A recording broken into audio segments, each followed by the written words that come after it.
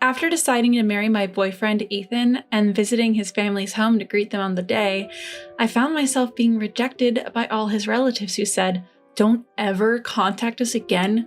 We don't want to hear your voice." Perhaps because of their upbringing, being doted on for their good looks, my mother-in-law and sister-in-law were harsh and jealous towards anyone who possessed something they did not. Unfortunately, I became the target of their envy. Both my father-in-law and brother-in-law, without any resistance, joined them in rejecting me. Several months ago, I was able to exact a grand revenge on these four. My name is Amy. I am 27 years old. Now I'm living peaceful and happy days surrounded by love with my husband, adorable child, and my parents. The origin of all this started 3 years ago when I was 24. It was triggered when my boyfriend at the time, Ethan, proposed to me. Ethan and I were colleagues at work, and we became close due to our shared hobby of movie watching, and we started dating after many movie outings together on our off days. Ethan had a calm temperament and was friendly to everyone at work, making him well liked by many. He disliked disputes and was the kind of kind-hearted person who could forgive others' mistakes. Since the time I entered the company, I was interested in Ethan, so when he asked me out, I was overjoyed, and I looked forward to going to work every day. Whenever I made a mistake at work and was feeling down, he would listen to me all night long, and I naturally started thinking, I want to be with this person forever. Ethan had dreams of starting his own business in the future, and I wanted to be by his side to support him all the way. When Ethan proposed to me, I was over the moon. Of course, there was no reason to reject him.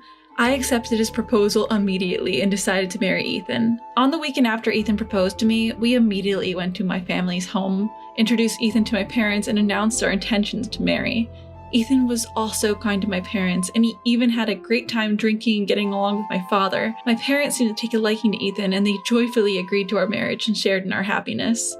Seeing Ethan engaging happily in conversation with my parents, I sincerely felt fortunate to have met him. The weekend following the report to my parents, we were scheduled to visit Ethan's house. Having decided to go greet them, I realized that I hadn't heard much about Ethan's family from him. But at the time, I didn't think much of it, considering that Ethan was living alone and probably didn't keep in touch with his parents that much. The night before the day we were to visit Ethan's family, Ethan suddenly said during our phone conversation, "About tomorrow. My parents might be a bit odd, but don't worry about it too much." I was slightly concerned about what he meant by odd, but I figured I would find out the next day, and since we had to wake up early the next day, I decided not to worry about it too much and went to sleep. Around 10 a.m. the next day, I met up with Ethan at the station and we headed towards his house together. Since Ethan was living alone, this was my first time visiting his family home. Despite what I might say, I was nervous all morning, and when I was walking with Ethan, I hardly heard what he was saying because my heart was pounding so fast. What stood there was a grand mansion, like a castle. The garden was vast, and I was petrified when I thought, Ethan grew up here? My nerves eased a little when Ethan, with his usual gentle smile, said, "Are you nervous? It's okay, let's go." As soon as the front door opened, my mother-in-law was there to greet me. "Oh my, you've come all this way? You must be tired. Come on in quickly." She greeted me kindly. She was very slender, well made up, and her hair was beautifully arranged. Her expensive, wrinkle-free clothes were flawless. Once inside, my father-in-law, brother-in-law, sister-in-law, and their children were waiting. Everyone in the family other than my mother-in-law greeted me with smiles, which was a relief. I was warmly welcomed, took a seat on the sofa, had dinner while chatting with everyone, and announced our engagement. Ethan's family was very pleased, especially my mother-in-law and sister-in-law were excited, saying, "We're so happy to have such a cute girl join our family." I was moved by the warm welcome from these people. The pleasant conversation continued. Ethan's family were very talkative, and according to the stories that came up, my father-in-law ran a company that sold package tours, and my brother-in-law who lived with them was working there as an executive director, intending to take over the company in the future. My mother-in-law and sister-in-law were housewives, supporting their husbands' lives, and they were living gracefully, attending dance classes and flower arrangement lessons during the day.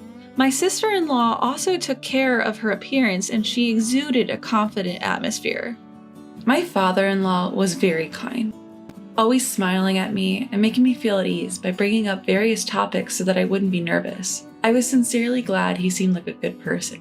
At that moment, a certain conversation with my father-in-law broke the harmonious atmosphere. "Amy, I heard that you work at the same company as Ethan. Are you a contract employee there?" No, I originally joined the company as a regular employee after graduating from university, just like Ethan. The company where Ethan and I work is a major corporation known to the public as a top-tier company. It's a popular company among job seekers, and getting hired as a regular employee is challenging. But luckily, I was hired as a new graduate after college. Oh, is that so? Huh. In that case, where did you graduate from? I graduated from Harvard. That's amazing. You must be really talented. I'm so proud that someone as talented as you is marrying into our family. Amy's awesome, isn't she? She is very hardworking. She's competent at work and quick-witted. I'm so happy to be marrying her. My father-in-law and Ethan praised me so much it was embarrassing. In fact, I went to a top-tier university in the US, and I studied hard during my high school years, even at the expense of my sleep. My parents, who didn't have much money, worked hard to get me through college. I was determined to attend a good college, land a decent job, and someday definitely give back to my parents. I'd been striving towards that with all my heart. Caught up in a lively conversation with the two others, I noticed that my mother-in-law and sister-in-law had gone quiet. I thought, oh no, and I desperately sought a change in the conversation. And noticing a beautiful arrangement of fresh flowers on the table before me, I asked, "Mother-in-law, that flower arrangement is lovely. Did you put it together?" To which she responded somewhat gruffly, "What? As if you, a professional working in a top-tier company, have any interest in housewives' time-killing activities." Confused, I wondered why her demeanor had changed when just a moment ago she was speaking with a smile. As if in agreement with my mother-in-law, my sister-in-law chimed in saying, "From your point of view, Amy, with your high education, you probably think all us uneducated housewives can talk about is flowers." I hadn't meant it that way at all. Not knowing what to say, I felt a lump in my throat, nearly bringing me to tears. Ethan quickly interjected, "Hey, both of you, stop that. Amy isn't the type to look down on people." Ethan's words were a comfort, but I couldn't bring myself to apologize or say anything, so I just kept my head down. Glancing around, I noticed my father-in-law, who had been drinking since noon, snoring and passed out on the sofa. My brother-in-law was clearly bored, yawning and scrolling through his phone, making the atmosphere in the room really intense. Then, at Ethan's suggestion, "Maybe it's about time we wrap this up," I was finally released from my uncomfortable atmosphere. On our way back to the station, Ethan apologized. "Sorry about today. My mom and sister have a high pride. They're particularly sensitive about their high school graduate." From what Ethan told me later, my mother-in-law had been working at a flower shop right after high school, where my father-in-law had spotted her and fallen in love at first sight. My mother-in-law was certainly a beautiful woman. She had many customers coming into the flower shop just to see her. Every day, my father-in-law would frequent the flower shop, and after a relentless pursuit, they started dating and eventually got married. Even now, it seems my father-in-law is always wrapped around my mother-in-law's little finger, always doing as she says. My sister-in-law was also a beautiful woman. She and my brother-in-law were high school classmates and had reconnected at reunion in their early 20s. Upon seeing how beautiful she had become, my brother-in-law fell head over heels, and after he persisted wooing, they ended up together. My brother-in-law too seems to do whatever his wife tells him to. Sure, I have a high level of education, but I couldn't understand why they felt insecure. They were both beautiful women who had kind husbands who would always protect them. I ended the day feeling unresolved and a little gloomy. A part of me started to question, is this marriage going to be all right? Leaving me with lingering discomfort. In any case, we received approval for our marriage from both families, so we started to plan our wedding. Even though the unease hadn't entirely disappeared, I felt that we would understand each other better if we talked more. "Don't worry, I'll always be on your side, Amy." I was able to stay positive. After nearly 6 months of lengthy preparation and with the final push at hand, it was finally the day before our wedding when Ethan's cell phone rang. It was from his mother. After having a brief conversation over the phone, Ethan let out a surprised shout. "What? Why? Huh?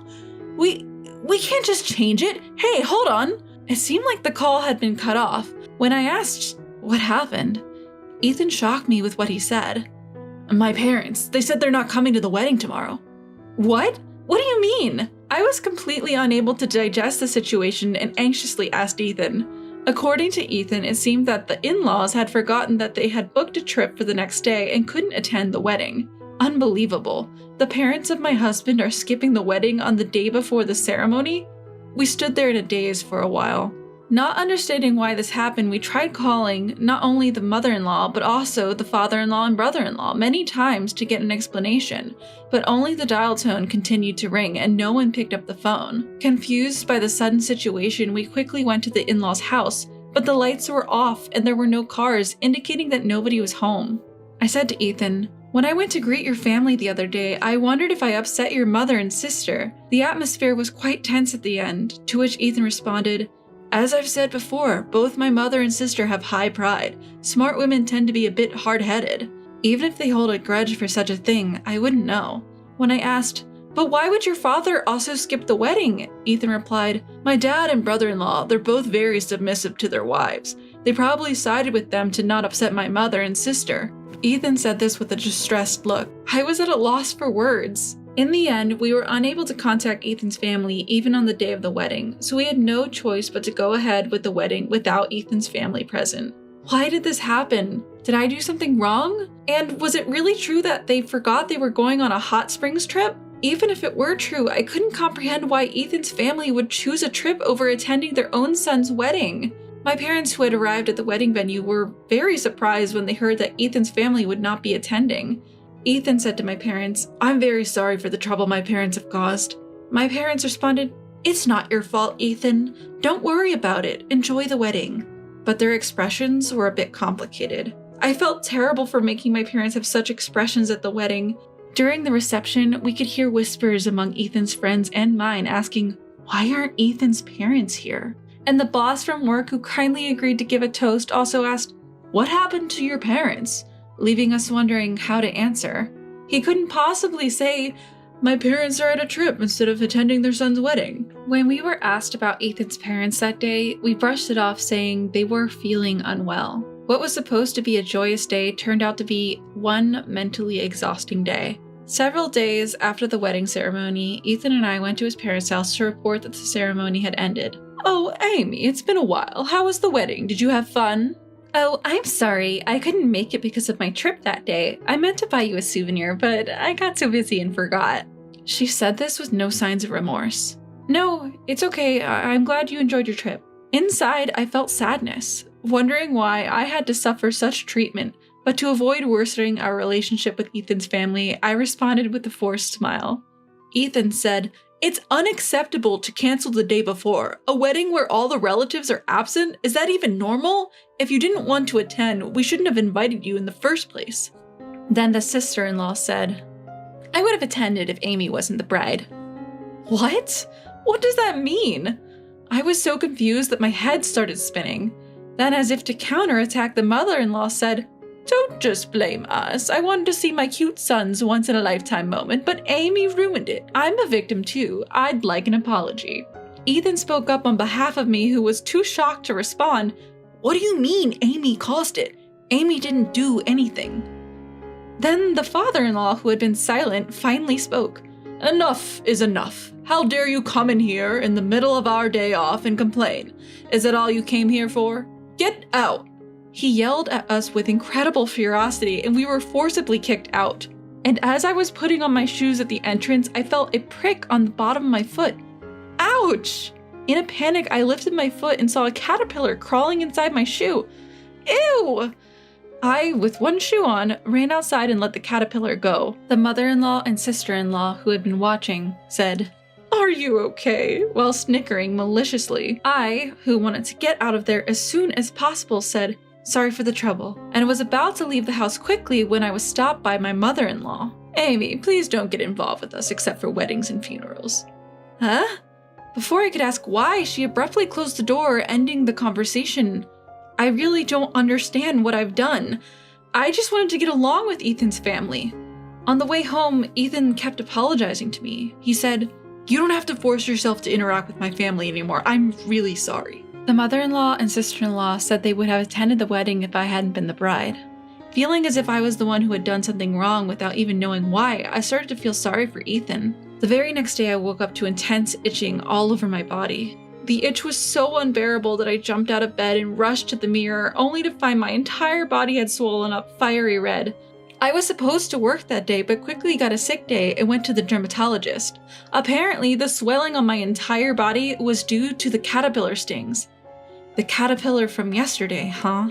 The itching was incredibly intense, and for about 2 weeks since that day, I was unable to sleep properly due to the severe itching. Come to think of it, I noticed my brother-in-law touching my shoes at the front door when I went to Ethan's house.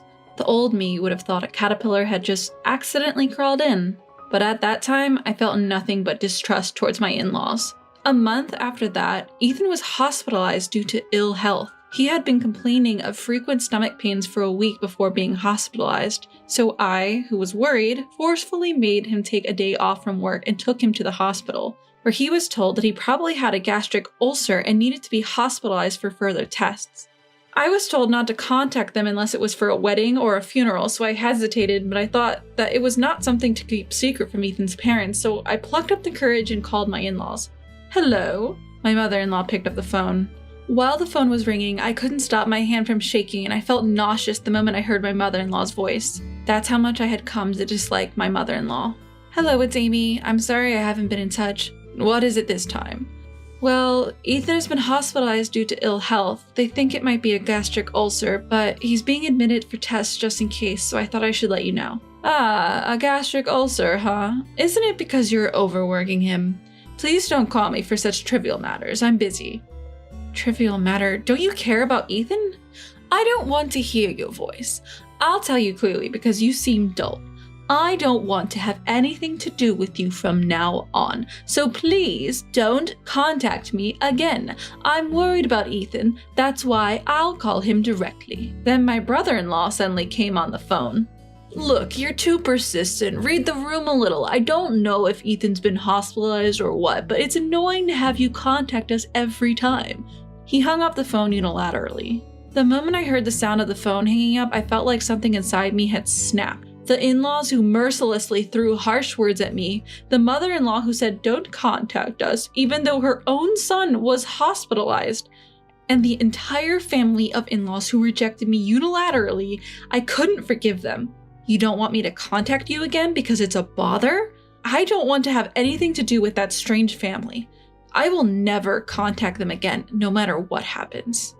After that, there were no significant abnormalities in Ethan's test results, and it turned out to be a mild gastric ulcer, so he took medication for a while and his health improved significantly. Of course, I explained the whole situation to Ethan. Ethan, with a look of resolve on his face, told me, "Let's stop getting involved with my family. The only person that matters to me now is Amy. If they can't accept Amy, then even if we're connected by blood, they're not family to me." A year after that happened, Ethan finally left his job and realized his long-standing dream of starting a software sales business. He had been dreaming of starting his own business since before we got married. Of course, he leveraged his previous job experience to accomplish this. Ethan worked harder than anyone else at his job to achieve this. Although we're still at the starting point, I was happy to see even a bit of Ethan's dream becoming a reality. And our happiness continued. A year after he started his business, a healthy baby boy was born to us. My parents were overjoyed at the birth of their grandchild. Despite the nearly 2-hour journey from my house to theirs, they visited us frequently, making each day extremely blissful. Naturally, we did not report the birth of our child to Ethan's parents. Well, even if we had, they probably wouldn't have cared anyway, so it doesn't really matter. We didn't hear a thing from Ethan's parents after the phone call. Feeling relieved that we didn't have to deal with that peculiar family anymore was somewhat comforting. Then, several months later, something happened. The new coronavirus began to spread globally, and our country also declared a state of emergency and called for people to refrain from going out. Watching the news, all we saw were discussions about coronavirus. As the call for non-essential outings to be refrained grew louder, it was clear that the restaurant and tourism industries were severely affected. My heart ached for them. Suddenly, I wondered how the package tour company run by Ethan's father was doing, but it was none of my concern. No. I might have even cracked a smile imagining the state of his father's business. Despite the circumstances, Ethan's business was doing very well. While there was some instability in our income when we first started the business, recently our income has been higher than when Ethan was an employee and everything was going well. Around this time, Ethan started to receive a lot of calls from his parents' home. However, Ethan seemed to be avoiding getting involved with them, and he didn't pick up the phone even when he noticed the calls. There were also some voicemails left, but because he decided not to be involved with his family anymore, he ignored them without even listening to them. I often told Ethan, "You don't have to worry about me. It's okay to get in touch with them. From my perspective, I despise his family. But for Ethan, they're his family who raised him, and I felt guilty making him cut ties with his parents because of me. However, Ethan told me, as I've said before, Amy is the most important person to me, not my parents. If they can't accept Amy, even if they are my parents, I can't value them. I felt sorry, but also happy for Ethan's unwavering kindness. Ethan was still receiving calls from his father and mother every day, all of which he ignored. Then one day, a letter arrived from Ethan's family home. The letter simply stated, "Our business is on the verge of bankruptcy and we have some financial matters we'd like to discuss. We need to talk as soon as possible." Pretty audacious for someone who had cut ties with us. Their nerve was just as strong as ever, and they demanded urgent contact. Of course we didn't get in touch. Let him suffer. That's what he deserves. Next thing I knew, my cell phone was ringing. I didn't notice the call as I was at work, but a voicemail was kindly left for me. It seemed like Ethan had not been answering his phone, so the caller had reluctantly reached out to me instead. It's quite audacious, especially when I had told them not to contact me. Reluctantly, I decided to listen to the message that was left on my voicemail. All I got was a message saying, "Is this Amy's number? If Ethan continues to ignore me, I'll come knocking. Let him know." That's all it said. 2 days after the voicemail was left, Ethan had the day off because it was Saturday. We were enjoying a leisure family day at home. We had just finished lunch and were discussing what to do for the rest of the day when the doorbell rang. When I checked the monitor, there stood my 4 in-laws. Seeing my shocked face, Ethan came over to check the monitor as well. Ethan let out a heavy sigh and said to me, "You don't have to answer. They'll give up and leave if we don't open the door." However, I said, "It's fine. They've come all this way, so we should let them in. It's kind of pitiful." Ethan thought for a moment, then said, "Okay," and unlocked the door. Pitiful? No way would I ever feel that way about such diabolical in-laws. I purposely didn't tell Ethan about the voicemail. All of this was to lure them into our home. Of course, my shock at seeing them through the monitor was just an act. I knew they would show up sooner or later. There was a reason why I let Ethan's parents into our house. The real retaliation is yet to come. It's time for a full-scale confrontation. The entire in-law family had come to our front door. As soon as the door was opened and the 4 of them marched in without a hint of restraint, spoke in a frustrated tone, "How long does it take to just open the door?" Such a bunch of ill-mannered people, it's unbelievable. As soon as they entered the house, Ethan's mother saw our son happily playing with his toys on the floor and said, "Whose child is this?" I responded, "He's our son." "Ah, I remember now. You said not to contact you anymore, so I didn't report it. But I don't think you're interested in anyway, so whether or not I report it makes no difference." Upon hearing this, Ethan's mother stared at me with a look of contempt and muttered under her breath, "You are so cheeky." I was starting to enjoy the situation and asked Ethan's father, "So what brings you here today? If you wanted to visit, you should have let us know in advance." Ethan's father responded, "Didn't you read the letter?" "Do you mean the one that arrived 2 days ago?" I said, to which Ethan's father angrily said, "If you read it, you should have contacted us. It said we needed to hear from you urgently." Quick to respond, I said, "Oh, you wanted me to contact you? But you said you didn't want to have anything to do with us anymore, so I didn't think it was necessary." Looking at the stern faces of the 4, it was hard for me to suppress my laughter. Ethan, my husband, remained silent as if letting me say everything I wanted. True to form, he knew how to read the room. It's hard to believe he was born to parents who lacked such common sense. Then my father-in-law abruptly changed his attitude and began pleading. "I beg you, I apologize for the past. Due to this COVID situation, everyone's been canceling their travel reservations one after another. We're not getting any new bookings either, and who knows how long the situation will continue. If things go on this long, my business will be ruined, so can't you help me out with some money?" I responded, "I see, that's tough, but no. I'm afraid I have to decline. I don't want to conveniently assist someone who said they wanted nothing to do with me anymore. However, if you're really desperate, if you show me sincerity, I might reconsider." My father-in-law shouted, "What the hell?" and started to intimidate me with a furious face. But I wasn't scared anymore. I decided to handle things my way. "I didn't say you had to. Feel free to leave if you want to." My father-in-law looked vexed, slowly started begging. "I'm sorry, please help me out," he pleaded. Seeing that, I didn't respond. He told the other 3 to also apologize to me, and finally, all 4 of them started begging. When I responded, "No thank you," with a smile, my father-in-law suddenly got angry and banged his hand on the table. He then shouted, "You! When I'm humbling myself, you're getting high and mighty," and grabbed my collar. Surprised by his sudden aggression, I was about to tell him to stop when Ethan said, "Hey, Dad, don't lay a hand on Amy." My father-in-law asked, "You're going to take your wife's side when your parents are begging like this?" Ethan replied, "The most important person to me right now is Amy. I can't care about someone who treats Amy poorly, even if they're my parents. And I don't need any superficial apologies just for money.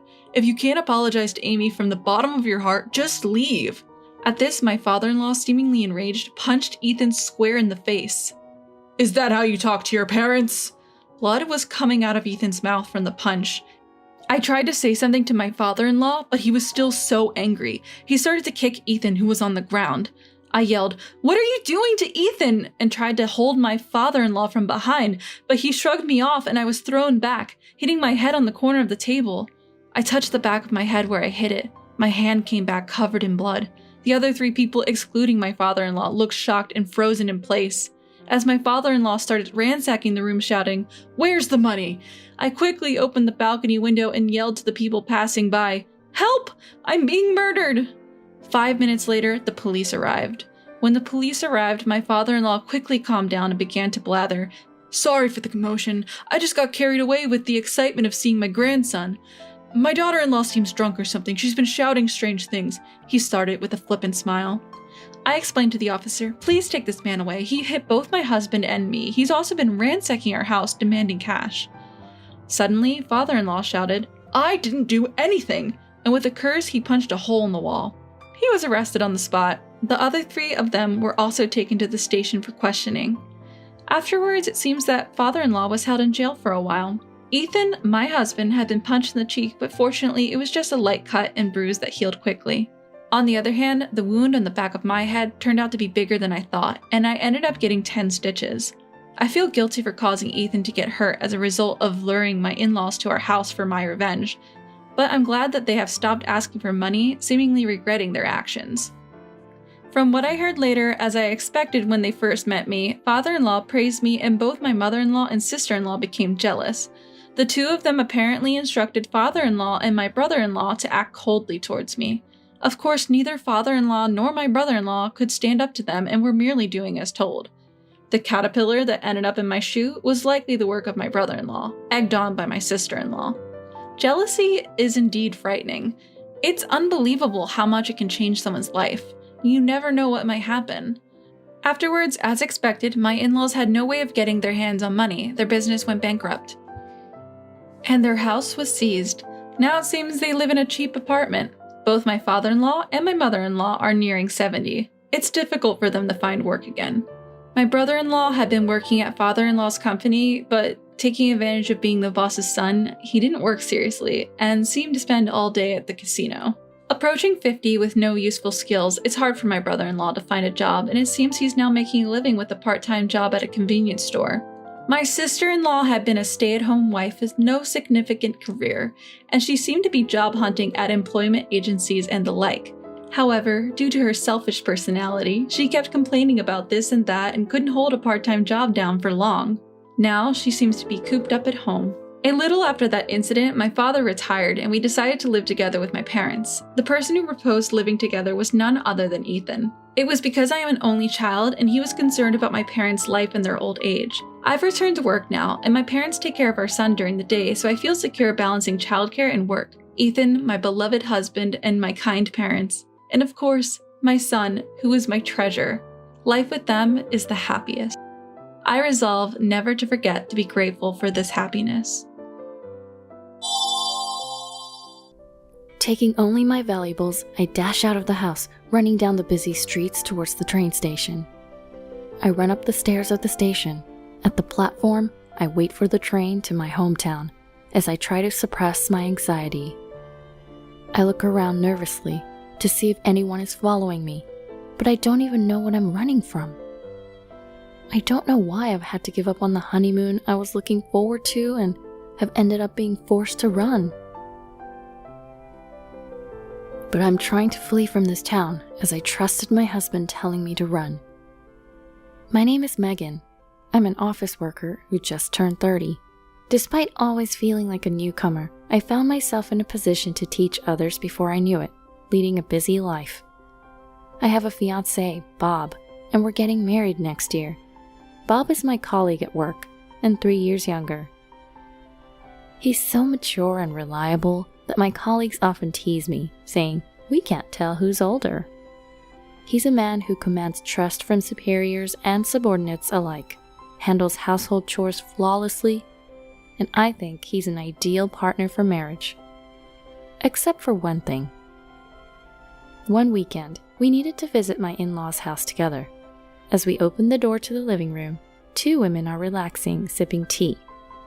"Welcome home, Bob." "Welcome back, Bobby." Ignoring me completely, the women greet him with sparkling smiles and Bob sighs. "Why's Catherine here again?" "Well, Catherine is like a daughter to us, right?" "Right, Mom? Oh, if I become Bobby's wife, I'll really be your daughter." "Oh, how wonderful." Bob sighs again as my mother-in-law and Catherine start giggling and making a fuss. I was filled with the urge to go home right then and there. Catherine is a neighbor of my in-laws and Bob's childhood friend. They've been close since they were babies, up until high school. Catherine has beautiful eyes and a slender figure, and with her expertise in acting cute, she's the type of girl that men can't leave alone. For some reason, she's fixated on Bob. And it started right after Bob told his parents about our engagement. She's been aggressively texting Bob, inviting him out for drinks, and whispering things like, "I'll feel sad if you get married." And, "Didn't you propose to me when we were little?" I felt uneasy at Catherine's assertiveness and asked Bob if he was interested in his cute childhood friend. To that, he made a disgusted face. "She juggled 5 guys at once in the soccer team in high school. In college, she seemed to only date men who had girlfriends or wives. I'm too scared to marry a woman with no sense of chastity like that." Well, you're right. I was taken aback by Catherine's lack of fidelity, but relieved to know that Bob was not swayed by her. But my mother-in-law is on Catherine's side. She's trying to push me out by flaunting her closeness with Catherine. Apparently, she doesn't like me because I'm older than her son, taller, and work too hard for a woman. She seems to be unaware of Catherine's wildness and thinks that Catherine, who at first glance appears elegant and obedient, would be easy to handle and boast about as a daughter-in-law. Because of those two, we faced the worst possible experience at our wedding a month later. Unbelievably, Catherine, who wasn't even invited, showed up at the reception. And she wore a pure white dress, which of course only the bride is supposed to wear. Of course, it wasn't as lavish as a bridal gown, but the fact that it was white didn't change. And she was the center of attention in the venue in many ways. What was even scarier was that during the reception, she had the audacity to sit at the family table where my mother-in-law was. During our slideshow, and even during our friends' speeches, I couldn't help but be bothered by her chatting it up with my mother-in-law. When they approached our table at one point, my husband argued with them, as he tried to hold back his anger. "Catherine, you weren't invited, and you're wearing a white dress. And sitting at the family table, what the heck are you thinking? What are you doing, Mom?" "But it's my childhood friend's wedding. I can't not celebrate it, and white matches my skin the best." "Oh, I agree. The white dress looks really good on your fair skin. You look the best in this venue. I requested the seat because you forgot to prepare it. Don't worry, I'm sharing the meal with her." Ugh. My husband, unable to vent his frustration, looked down in despair. Looking at my father-in-law, who was at the family table, he had an apologetic look on his face. Although my father-in-law is a decent man, he's weak-willed and probably got bulldozed over by his wife. We've been eagerly preparing and looking forward to this day for nearly a year. It's so frustrating I feel like crying, but if I cry now, it will only please these two. I'm not going to show them my tears. When I raised my face and smiled at Catherine, I saw the corners of her eyes twitch. "Coming to celebrate even though you weren't invited? Catherine, you're really thoughtful of your friends, aren't you?" "Huh?" Catherine grimaced. "And it's so nice of you to share half your meal. Please do share half of your favorite filet mignon as well." Oh, my mother-in-law's eyes wandered. Oh, it's almost time for me to change outfits, so please step back. I'm sorry I'm so busy. I mean, I am the main event after all. With that said, and showing a calm smile, the attendant who was with me said, "Can we please let other people take pictures with the newlyweds, please?" And kindly moved them out of our way. I was grateful for her excellent work. Catherine glared at me for a moment with demonic eyes, but then immediately plastered on a cutesy, idol-like smile and left. I'm sorry I'm not the weak woman who would cry and wail. Thanks to the excellent attendant and the staff, the reception turned out all right. I was exhausted, but aside from those two, I received heartfelt blessings from everyone else and was able to fully appreciate the happiness. We didn't start living together right after our marriage. Since job transfers are announced at the end of the fiscal year, we thought it would be safer to find a new home afterwards.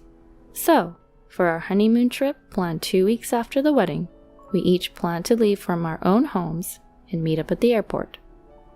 Once we start living together, there'll be fewer chances for rendezvous, so I thought it'd be fun to do something that feels like we're still dating. The destination for our honeymoon is Italy. My mind was filled with the allure of Italy, especially it being my first overseas trip. I was thrilled and excited each day leading up to it.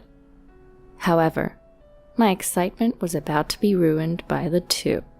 On the day of the honeymoon, while I was nervously opening and closing the suitcase, checking that I hadn't forgotten anything, I got a call from my husband.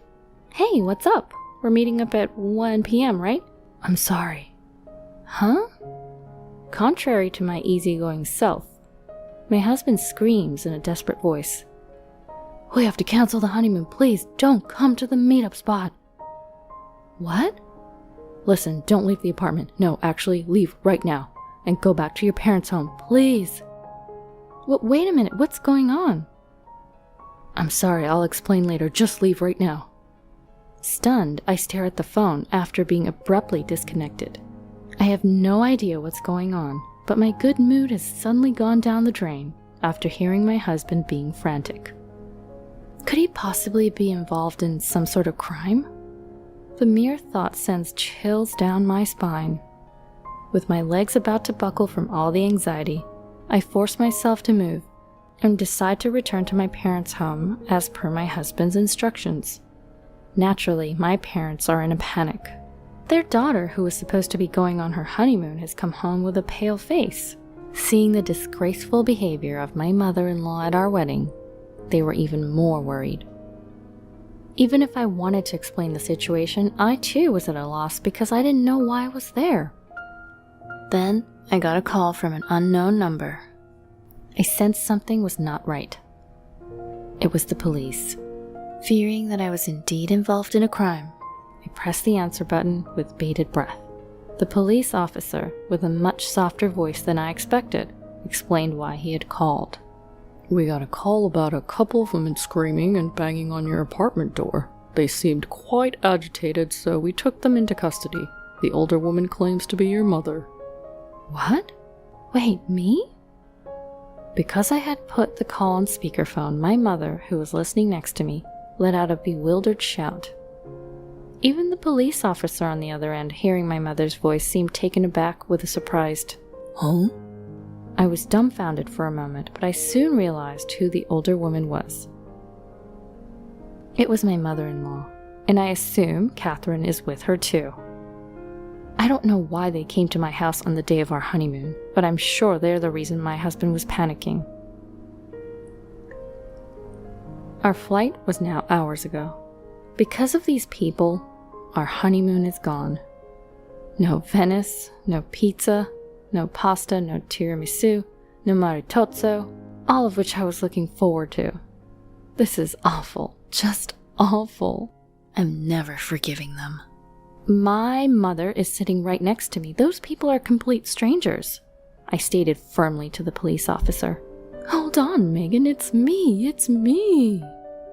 I could hear my mother-in-law screaming from the other end of the phone, but the officer must have sensed something as he smoothly ended the call with, "Thank you for your cooperation." I suspect that my mother-in-law and the others came to my apartment with the intention of causing me harm. How crazy is it that they would claim to be my mother when they're in trouble. Several hours passed. My husband showed up at my parents' house late into the night. As I suspected, the ones who were held by the police were my mother-in-law and Catherine. Somehow, they found out that we were meeting at the airport, and they had planned to stop me from going to Italy. Then, Catherine planned to run up to my husband, waiting at the airport, and lie to him, saying, "Your wife has run off with another man," planning to comfort my distraught husband, and maybe even take my place on our honeymoon and deepen their relationship. I wonder if they really thought they could easily take my place right before departure. It's not like this lie wouldn't be exposed when we returned from our honeymoon. What short-sighted thinking, I thought. But their dreadful plan didn't end there. After stopping me, they intended to take me to a man my mother-in-law had chosen. To my mother-in-law's 50-year-old unemployed brother. For that purpose, they had Catherine's cousins waiting in a car, which gave me chills. If this plan went through with my mother-in-law's brother and me, and my husband and Catherine, my mother-in-law thought we probably wouldn't be able to stay as a couple. It was a terrifying plan. How my husband found out about this terrifying plan was thanks to my father-in-law. He happened to hear my mother-in-law and the others making plans and secretly contacted my husband. My husband was planning to do a little work before heading to the airport, so when my father-in-law called, he was still at work. He immediately called me in a panic. By the time he delegated his work to a colleague and arrived at my apartment, my mother-in-law and the others had apparently already been taken away. After that, he went to the police with my father-in-law, sorted out various things, and finally managed to get here. My husband apologized profusely for the actions of my mother-in-law and the others, and for our cancelled honeymoon.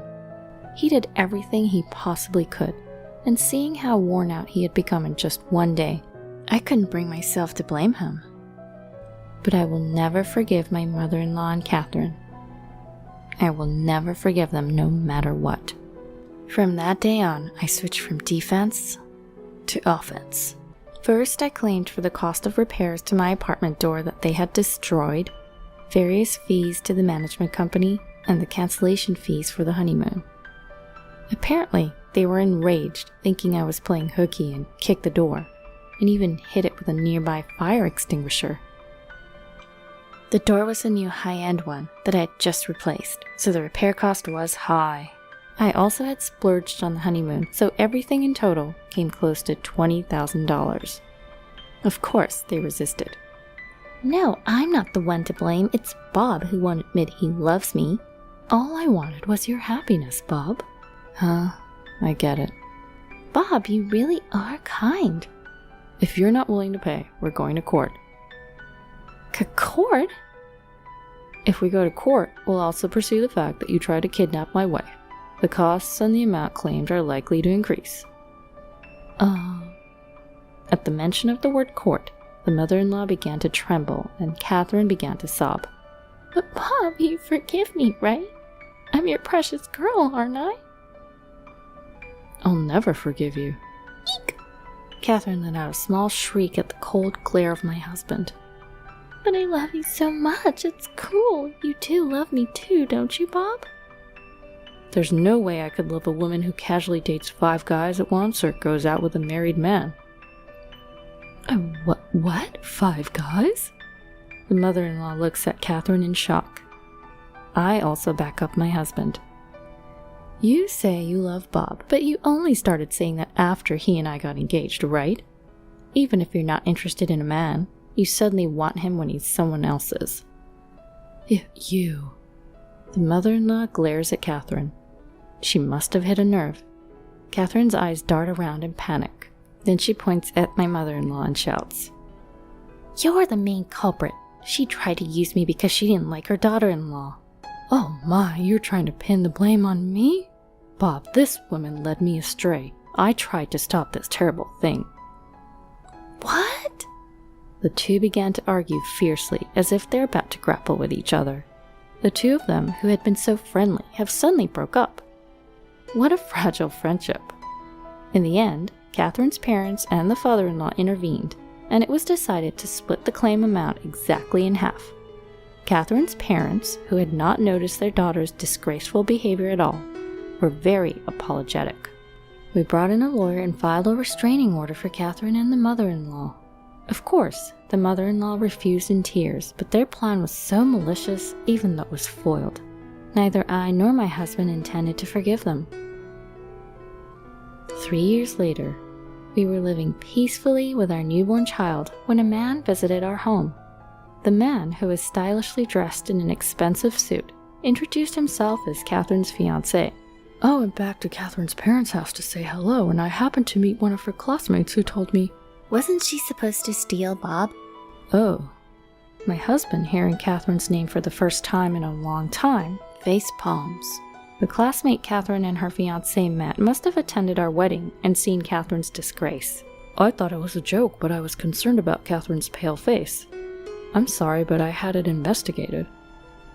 You and Catherine were childhood friends, but you're not dating now, are you?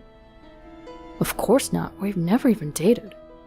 When my husband emphatically said this, the fiancé looked relieved. But she might be dating someone other than me. What? The Catherine I know is the type who dates a different guy every day of the week. What? Even though she wasn't invited to our wedding, she showed up wearing a white dress and brazenly sat at the family table. No way. I think if you're going to investigate, you should widen the scope, not just me. Oh, all right.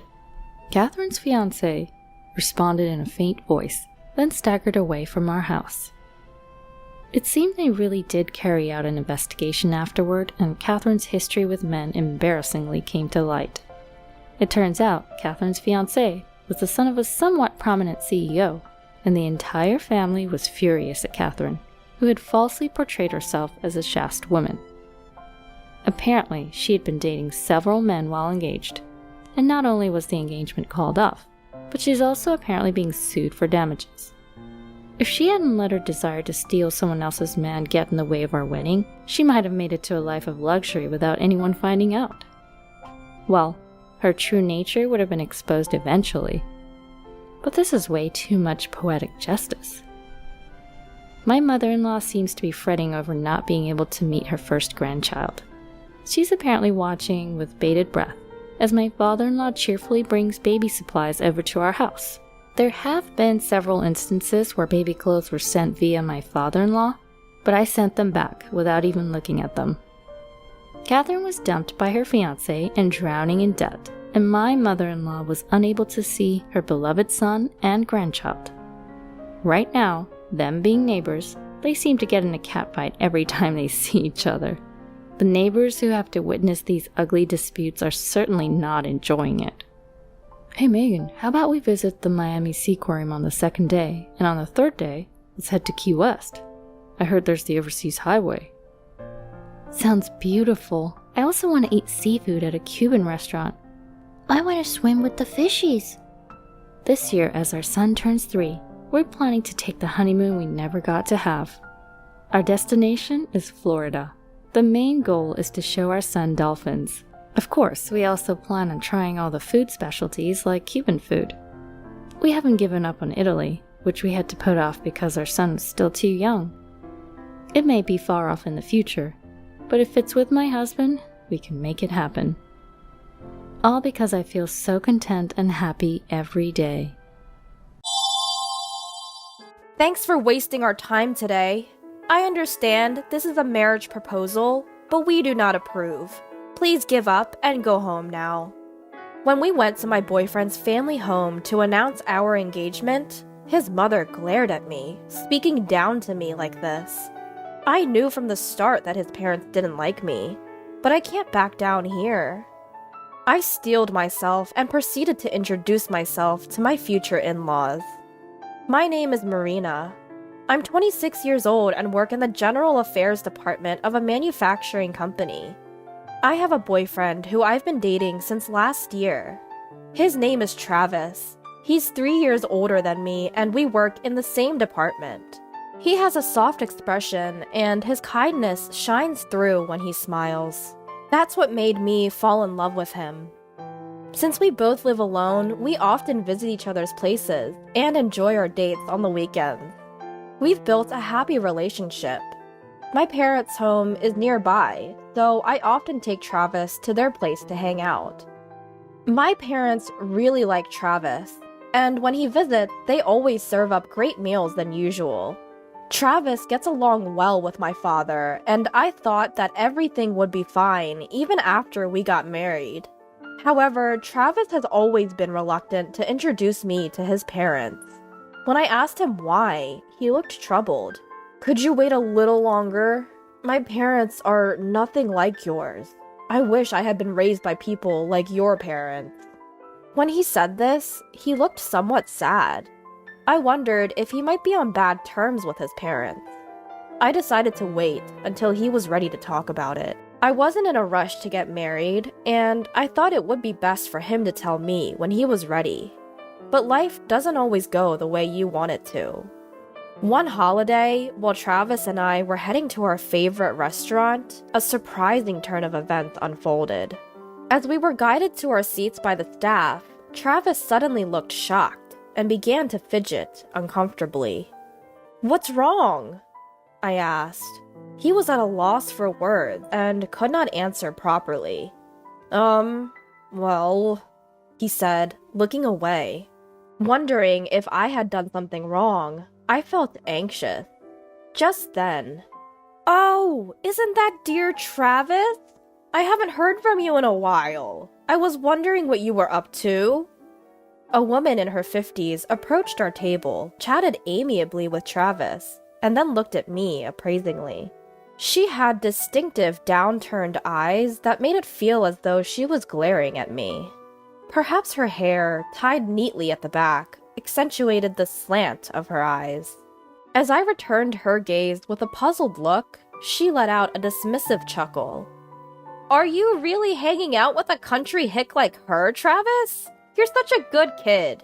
If you don't like it, you have to tell her straight. Otherwise, girls like her won't get the hint." At her words, Travis's face tensed up. He glared back at the woman and defended me. "I won't tolerate any insult to her." But the woman, giving me a pierced look, said, "It's a pity my boy's been fooled by a girl like you. Leave Travis alone right now." Then she headed toward the cashier, paid her bill, and left the diner. "What was that about?" I asked, looking at the departing woman. Travis responded with a weak voice. "That's my mother. A few years ago, because of her, I had to break up with someone I was considering marrying. She said she didn't want to get married if it meant dealing with a mother like that. So that's why she had such an attitude. Yeah, if you decide to continue being with me, there will be a lot of complications. Should we break up here? Don't worry, I won't bring my personal issues into work, and I'll make sure you won't have any trouble." Travis looked pained. "I see. But I still want to be with you, Travis. Do you really want to break up with me?" Travis looked shocked at my words. "You know I have such a mother. If you marry me, it will be a burden on you." "I don't mind. I think that's part of marriage. And we don't have to live with her, right?" "We will never live with her. If she insists, I'll request a transfer at work and we can move far away." Travis looked at me very seriously. I returned his gaze with a smile. "Then I feel reassured. Is it strange if I propose to you?" "Are you sure?" "Yes, of course. I want to live with you in the future," I said, feeling heat spread through my body out of embarrassment. I was sure my face was turning red. "I feel a bit upstaged, but I'm really happy. I want to be by your side for the rest of my life." Finally, Travis smiled and I felt relieved. Afterward, Travis and I decided to introduce ourselves to my parents. They were delighted and eagerly asked how we had decided to marry. This meant I had to talk about my soon-to-be mother-in-law. We tried to sidestep the conversation, pretending to be shy. We were hoping to divert questions about my mother-in-law, but my mother wouldn't allow it. "Have you already introduced yourself to Travis's parents, or is that still to come?" Travis and I were taken aback by her question. No, I don't plan on informing our parents about us getting married. What? Why not? Travis's answer caused my mother to gasp in surprise. Because I'm sure my parents would never approve of our marriage. At this point, my father gave us a stern look. That's not acceptable. Marriage is a union of two families. Your mom would be devastated if she found out you were married without her knowledge. You both should at least greet them once. If they still refuse, come talk to us. We'll certainly help you out then. My father's words were strong and reassuring. However, Travis gave me a look of concern. I'm fine. I said this with a smile, hoping to ease his worries. I thought if we couldn't overcome this hurdle, we wouldn't be able to find our true happiness together. Later, Travis informed his parents that I would be coming to greet and introduce myself. They didn't seem welcoming, but he managed to arrange the meeting anyway. Travis's father was a CEO, and they lived in a large house. The yard was also expansive. When I stepped in, a large dog started barking. Travis approached with a smile and petted the dog's chin. The dog quieted down and let me pet him too. While we were playing with the dog, the front door opened and his parents came out. His mother, with her sharp gaze, exuded an intimidating aura, and his father, equally high-handed, looked down upon me. "Don't touch our dog! You're disgusting!" Those were the first words out of his father's mouth. Without even a greeting, he started berating me. I felt extremely uncomfortable. "How dare you speak to her like that? If you keep acting this way, I won't hesitate to cut ties with you." When Travis said this, his parents glared at me, but didn't make any further unpleasant remarks. They invited us into the house. I found it a bit strange. Travis, with just one look at his face, you would think he's a kind person because of his gentle eyes. I thought he took after his father because his mother had upturned eyes, but he didn't resemble his father at all. Things like skipping generations in genetic traits are not uncommon, and there are plenty of kids who don't resemble either parent. So I thought maybe it's best not to delve too much into that matter. I entered the house, and as I was looking around, a middle-aged man in a suit appeared. "Welcome home, young master." Upon seeing Travis, he bowed to greet him. His kind smile was contagious, and I found myself smiling back at him. "It's been a while, Mr. Williams." "You're all grown now, young master." Mr. Williams looked at Travis and smiled warmly. It was the first time I saw Travis genuinely smile since we arrived at this house. He then introduced me to Mr. Williams. "This is Mr. Williams, my father's right-hand man. To be honest, he's more like a father to me than my own. My father never showed much interest in me, so Mr. Williams often took care of me." "You're the boss's son. I was just doing what was expected of me." "But you've always had a soft spot for me, haven't you? I have to say, I like you more than my father." Travis chuckled. Seeing him laugh innocently felt like a first. As we were talking, my mother-in-law emerged from a room in the back of the house. "Marina, what are you doing? Come here right now!" she shouted angrily. She glared at Mr. Williams. "What do you think you're doing? Slacking off from work? How many times have I told you to stay away from Marina? I'll make sure my husband hears about this. You better head off to work." I understand. I'll do as you say." With that, Mr. Williams nodded and left the room. As an office worker who only does clerical work, I wonder if being the CEO's secretary means you have to visit the CEO's house and be at the beck and call of the CEO's wife. Travis glared at his mother and protested. "Why do you always treat Mr. Williams so harshly? How can you be so rude to someone who's been working so hard for Dad?" "Quiet! You should just do as your parents say. I'll deal with that man. Now come over here." Following my mother-in-law, Travis and I moved to the living room. Travis and I sat on the sofa across from my in-laws, and my mother-in-law was the first to speak. Thanks for wasting our time today.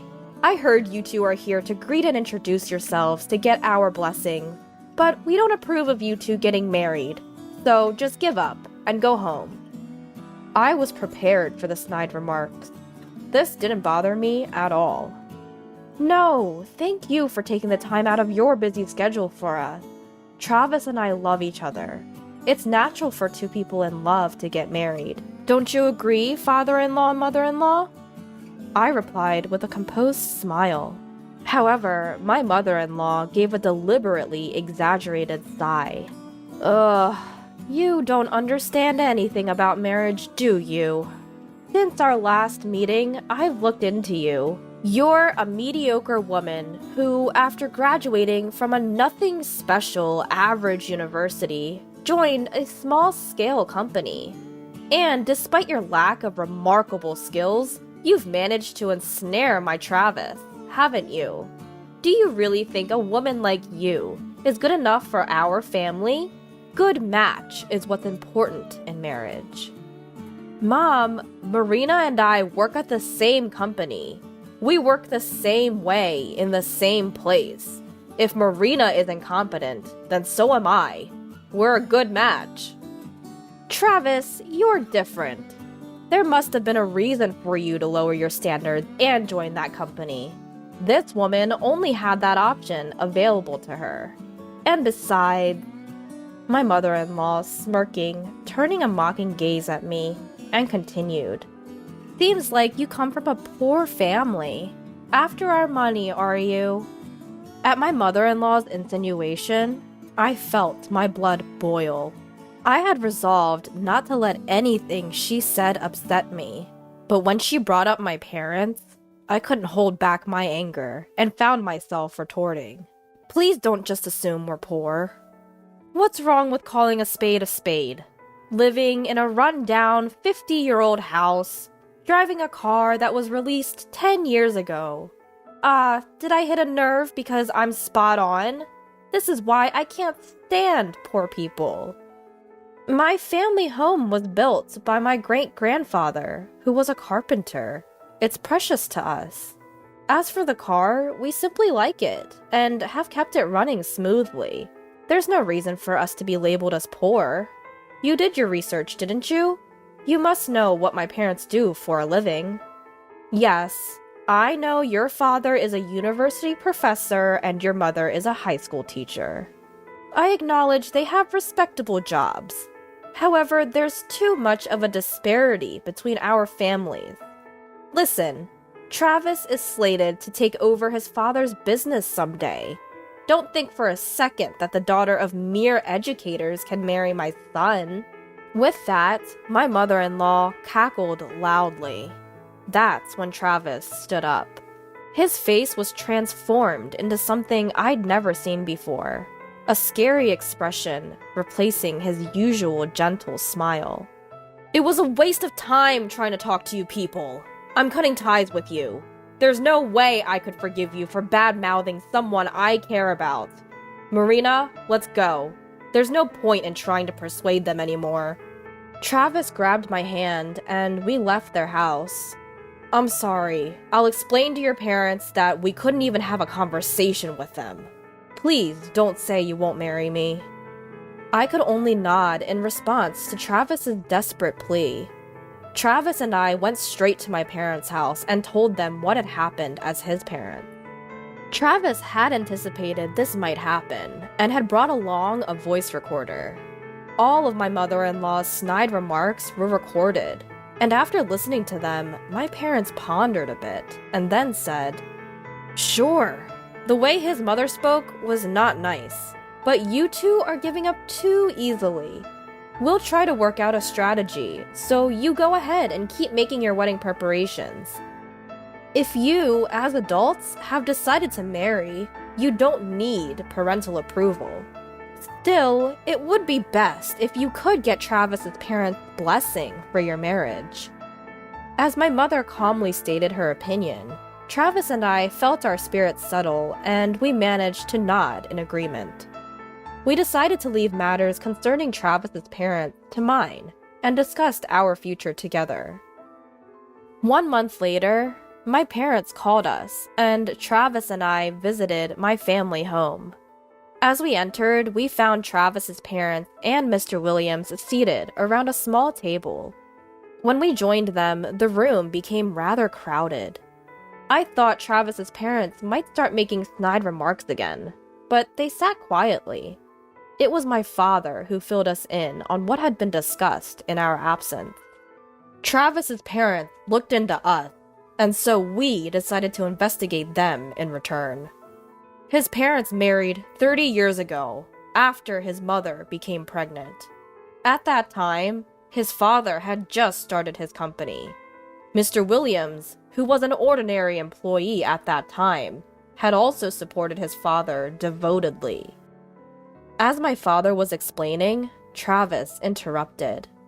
All that is common knowledge in our family. Mr. Williams started as an ordinary employee, but was promoted to the position of my father's personal assistant in recognition of his achievements. My mother raised me almost single-handedly, while my father was struggling with managing the company. It seems Mr. Williams supported not just my father, but my mother as well. As Travis finished speaking, my father nodded. Mr. Williams indeed supported your family in a very dedicated manner. Now, the topic is going to shift a bit. I am a genetic researcher at the university.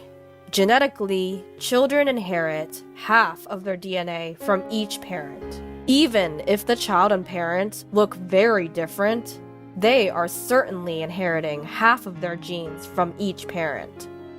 What are you getting at? Travis threw a questioning look in the middle of my father's explanation. I also wondered why my father started talking about this. My usually mild-mannered father had a stern look on his face as he addressed Travis's parents. Please, hear me out. I hired a detective to conduct a background investigation on your parents. Your father works diligently, and Mr. Williams was always there to support him. Your mother is devoted to housework, so much so that it was inspiring. However, when I looked at your pictures, something seemed odd. Neither of your parents have a widow's peak, but you, Travis, do. This trait is known as a dominant trait, meaning a child with a widow's peak can only be born to a parent with the same feature. Moreover, don't you think Travis looks a lot like Mr. Williams? Particularly the drooping eyes and the widow's peak. So, I thought maybe, and I called your parents here to talk. After my father finished his explanation, Travis looked at his parents and Mr. Williams in astonishment. Unlike my father, I am a French teacher like my mother, and I am good at French. I never noticed a difference in their foreheads. Even if I did, I am no expert in genetics. After a period of silence, Travis's father began to speak. 30 years ago, I was so consumed with my work, I neglected my family entirely. That was when my wife told me she was pregnant.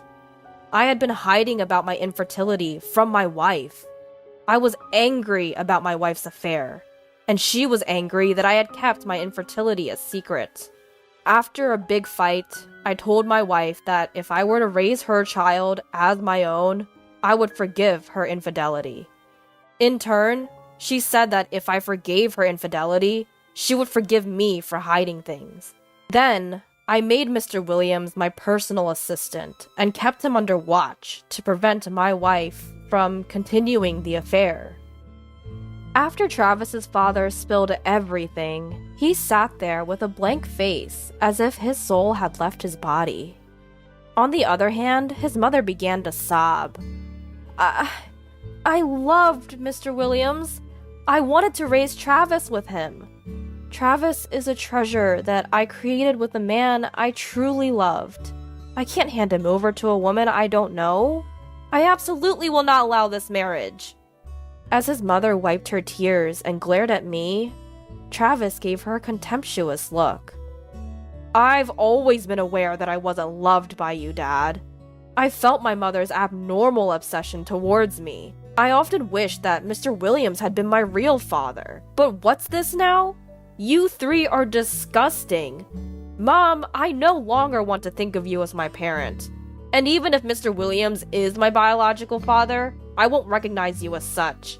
I won't forgive any of you. I will cut ties with you all and marry into Marina's family. As Travis uttered those words, his mother rose and began to cling to Travis, crying. That's not allowed! Travis is mine. I won't hand him over to anyone, especially not to some commoner. Let's live together, then I will allow your marriage. So don't say you're marrying into another family. As Travis's mother grabbed his arm, I swatted her hand away. Ma'am, can you please stop? Travis is clearly uncomfortable. Do you understand how much he has been hurt and troubled because of you? Probably not. Because in the end, all you care about is yourself. If you only betrayed your husband to be with Mr. Williams and continued to deceive Travis, I wouldn't say anything. Because that's a matter between just the three of you.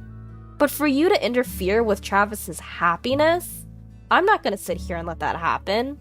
Why don't you put his happiness first? If you don't like me, that's fine. But if you just want to manipulate him as you please, you're failing as a mother. From now on, I will make Travis happy, so don't get in our way. After I blurted that out, his mother began to cry again. She was cursing at me, calling me a cruel woman. But Mr. Williams was comforting her, and we decided to discuss future matters at a later date. A few days later, Travis's parents officially apologized to my husband and me, and my parents. They accepted our marriage, and Travis and I officially turned in our marriage certificate. Travis moved into my house. In the end, it seemed Travis's father could not forgive his wife's infidelity. Too much time had passed to ask for compensation, but they divorced and split their assets. Mr. Williams also resigned and moved far away with Travis's mother. His mother's luxurious lifestyle came to a sudden end, and she was forced to live the impoverished life she had always looked down upon. She occasionally sends letters asking Travis for financial help, but he ignores them entirely. Travis has severed ties with his father because they are not blood related. He has no intention of becoming Mr. Williams's adopted son now, so legally he remains to be the son of his father. They seem to have come to terms with this. Once Mr. Williams resigned and Travis's mother was no longer around to support him, Travis's father's company performance plummeted. He resigned from his father's position, and no one knows where he went after that. A year after marrying Travis, I saw that his parents' house had been put up for sale. We had a wedding ceremony, but because of Travis's complicated family issues, we kept it small, with only close family and relatives. Even so, it was a memorable occasion, and I was satisfied. Now, we have been blessed with a beautiful daughter, and I have quit my job to devote myself to raising her. My parents occasionally visit and help take care of our daughter, which is a great help. Travis and I plan to support each other and raise our daughter with love. Are you happy now that you've switched to my sister? Of course. Anyone can see that Lucy is more attractive than you. Can't you even understand that? It was definitely the right decision to dump an old hag like you. As Tom uttered these words, my sister chuckled quietly. Well, I'm glad you think so. I've been thinking it's good to be away from you too. Thanks for breaking up. What? My name is Sophia. I'm a 40-year-old office worker. Until very recently, I had a boyfriend. His name is Tom, 2 years younger than me, and we met at a mixer party. I wasn't planning on attending the mixer, but my colleagues convinced me to go, just to make up the numbers. I had doubts about being the only middle-aged woman there, but all the men were 35 or older, and many were close to my age. I thought I could have a good time, and I had a lively conversation with all the men at the party. Amidst all this, it was Tom who was keenly interested in me. Tom and I had similar tastes, such as liking the same artist, smoking the same brand of cigarettes, and enjoying the same food. We clicked well, and Tom started inviting me out on dates and for meals. After that, we started dating and our relationship progressed smoothly. Sophia, your cooking is delicious. Thanks. Maybe it's because I've lived alone for so long, and I used to cook a lot as a substitute mother for my younger brother and sister. Oh, you have a sister too. I'll have to say hello to her sometime.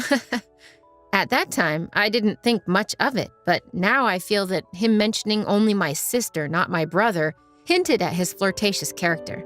We started dating about 1.5 years ago, and even then he showed signs of being emotionally abusive. Sophia, is dinner ready yet? Just a little longer. I'm making it now. What? I'm starving here. You're really inefficient. Despite us both working, he didn't do any household chores. Although he often came home earlier than me, he would just laze around on the sofa watching TV. What, stew again? Give me something hearty or fried. Yeah, make croquettes. Well, if I start making croquettes now, dinner will be very late. Huh? It's easy to make those things. You're really bad at this. Just go to the grocery store and buy some. Tom would boss me around and give orders like this. He also mocked my appearance. You're really ugly. Whenever he saw a beautiful female celebrity on TV, he would compare them to me and hurl abusive words. He would also call me an old hag, which was quite ironic coming from him, who was only 2 years younger. Whenever he got irritated or things didn't go his way, he would insult me to keep his mood up. However, he was very gentle at other times, saying things like, I love you, Sophia, or I feel calm when I'm with you. So I thought that the occasional insults were just a sign of him showing his true feelings because he loved me. Looking back now, it was a shockingly foolish interpretation. I came to realize the old saying, love is blind, is indeed true. After we had been dating for about 1 year, he started coming home late. I have to work overtime today, so I don't need dinner. He would just send that message and call it a day. And every time he came home, he was drunk. When I mentioned that he smells of alcohol, Tom gets huffy and claims he only had a drink with his colleagues after work. But it's clear to me that he's had more than just one drink. His face is red, after all. But if I push him any further, he'll yell back tenfold, so I don't have any choice but to stay quiet. However, I couldn't help but sigh when I found business cards from strip clubs and brothels in his suit pocket. Well, if he's stressed out from work, I guess he needs some sort of outlet. But even though he's dating me, he still does these things. He's called me an old hag and an ugly duckling before, but I believed he still loved me as a woman. However, these days, he hasn't been doing that sort of thing. He's been satisfying his desires elsewhere. I've been wondering if we can even still call this dating. But amidst all this, Tom did something surprising. Today, it's on me. Let's go get some sushi. Huh? What's the occasion? Nothing much. Just a token of my daily gratitude, I guess. I found his shy response endearing, and I was excited to go eat sushi. It wasn't high-end sushi, but it was delicious, as it's been a while since I last ate sushi. When we got home from enjoying our sushi, Tom said, I've got some special beer at home for us to enjoy tonight. Oh, thank you. I was surprised since he hadn't done anything like this in a while. It wasn't a special day or either of our birthdays, so I couldn't help but wonder if there was a catch. Then, Tom bashfully dropped a bombshell. Well, I haven't prepared a ring yet, but how about getting married? Huh? It was an unexpected proposal. I was so taken aback that I couldn't respond immediately. As I sat there wide-eyed and stunned, Tom asked me, Is it no good? I was honest about how I felt. I'm sorry, it was so sudden, I'm shocked. I see. I was happy, but I had to voice my concerns. I'm thrilled you proposed, but you've said so many cruel things to me, right? And it seems like you go frequently to those nightclubs. Why did you propose to me despite all that? When I asked, Tom responded while looking me in the eyes. I guess it's because if I'm going to get married, I want it to be with you, Sophia. I've said terrible things to you, and I'm truly sorry. I've taken your kindness for granted. I promise I won't say anything to hurt you anymore. So I want you to marry me." Being told that so directly, I couldn't help but be swayed. I accepted his proposal right then. I was suddenly so happy at the thought of getting married. I couldn't stop grinning. But even then, our old patterns didn't change. "Hey, old lady, get me a beer, will ya?" "Hey, didn't we agree you wouldn't call me old lady?" "Ugh, you're such a nag. Sophia, old lady, both are more or less the same 6-ish letters." "It's not the same at all. You're always nitpicking. It's annoying." "That's because you're breaking your promise. You promised me when you proposed. If this is how it's going to be, I can't bear it." "Ugh, then you shouldn't have accepted so easily." Saying that, Tom, irritated, took his beer and secluded himself in his room. Another day he shouted, "Don't get cocky, you old ugly hag. Any young woman is way better than an old hag like you." When he started talking like this, I too didn't hold back, replying, "If that's the case, why don't you find a young woman and move on? But you're settling for me because no young woman would look at you now that you're an old man, aren't you?" When I teased him like this, he would get furious, his face turning beet red. "Don't you have any sense of gratitude or awareness that you've been chosen?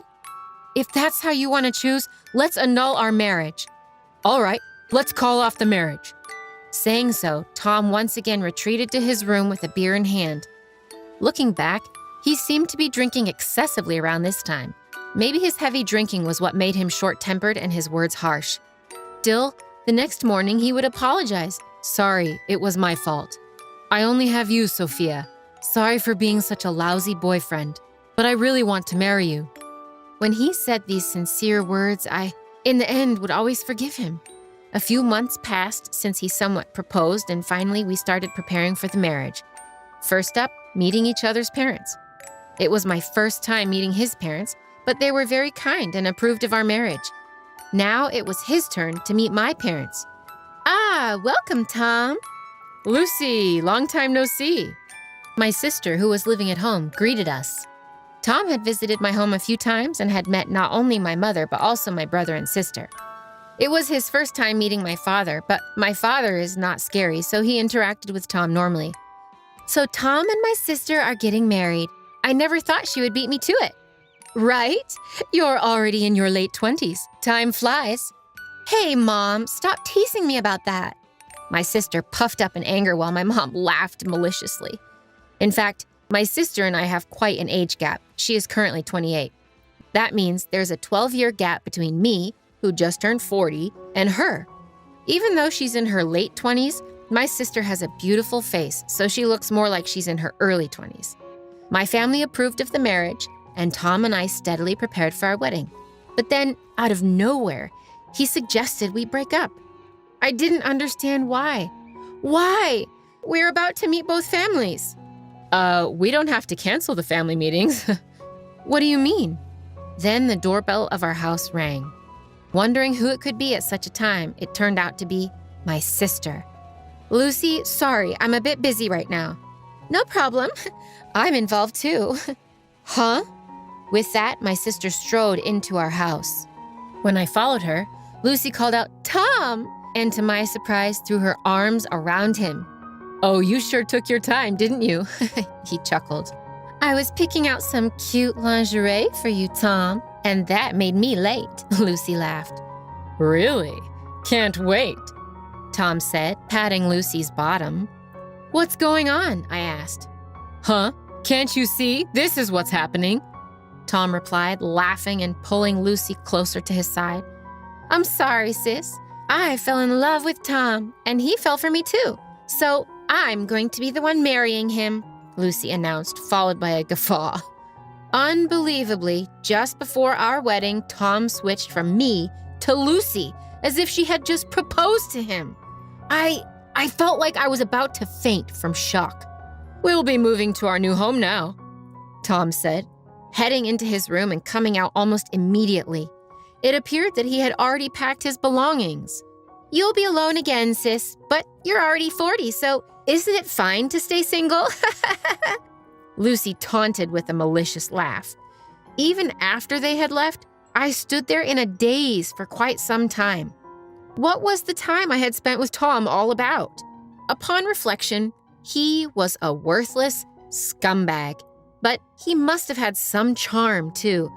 The loss of him brought me intense grief.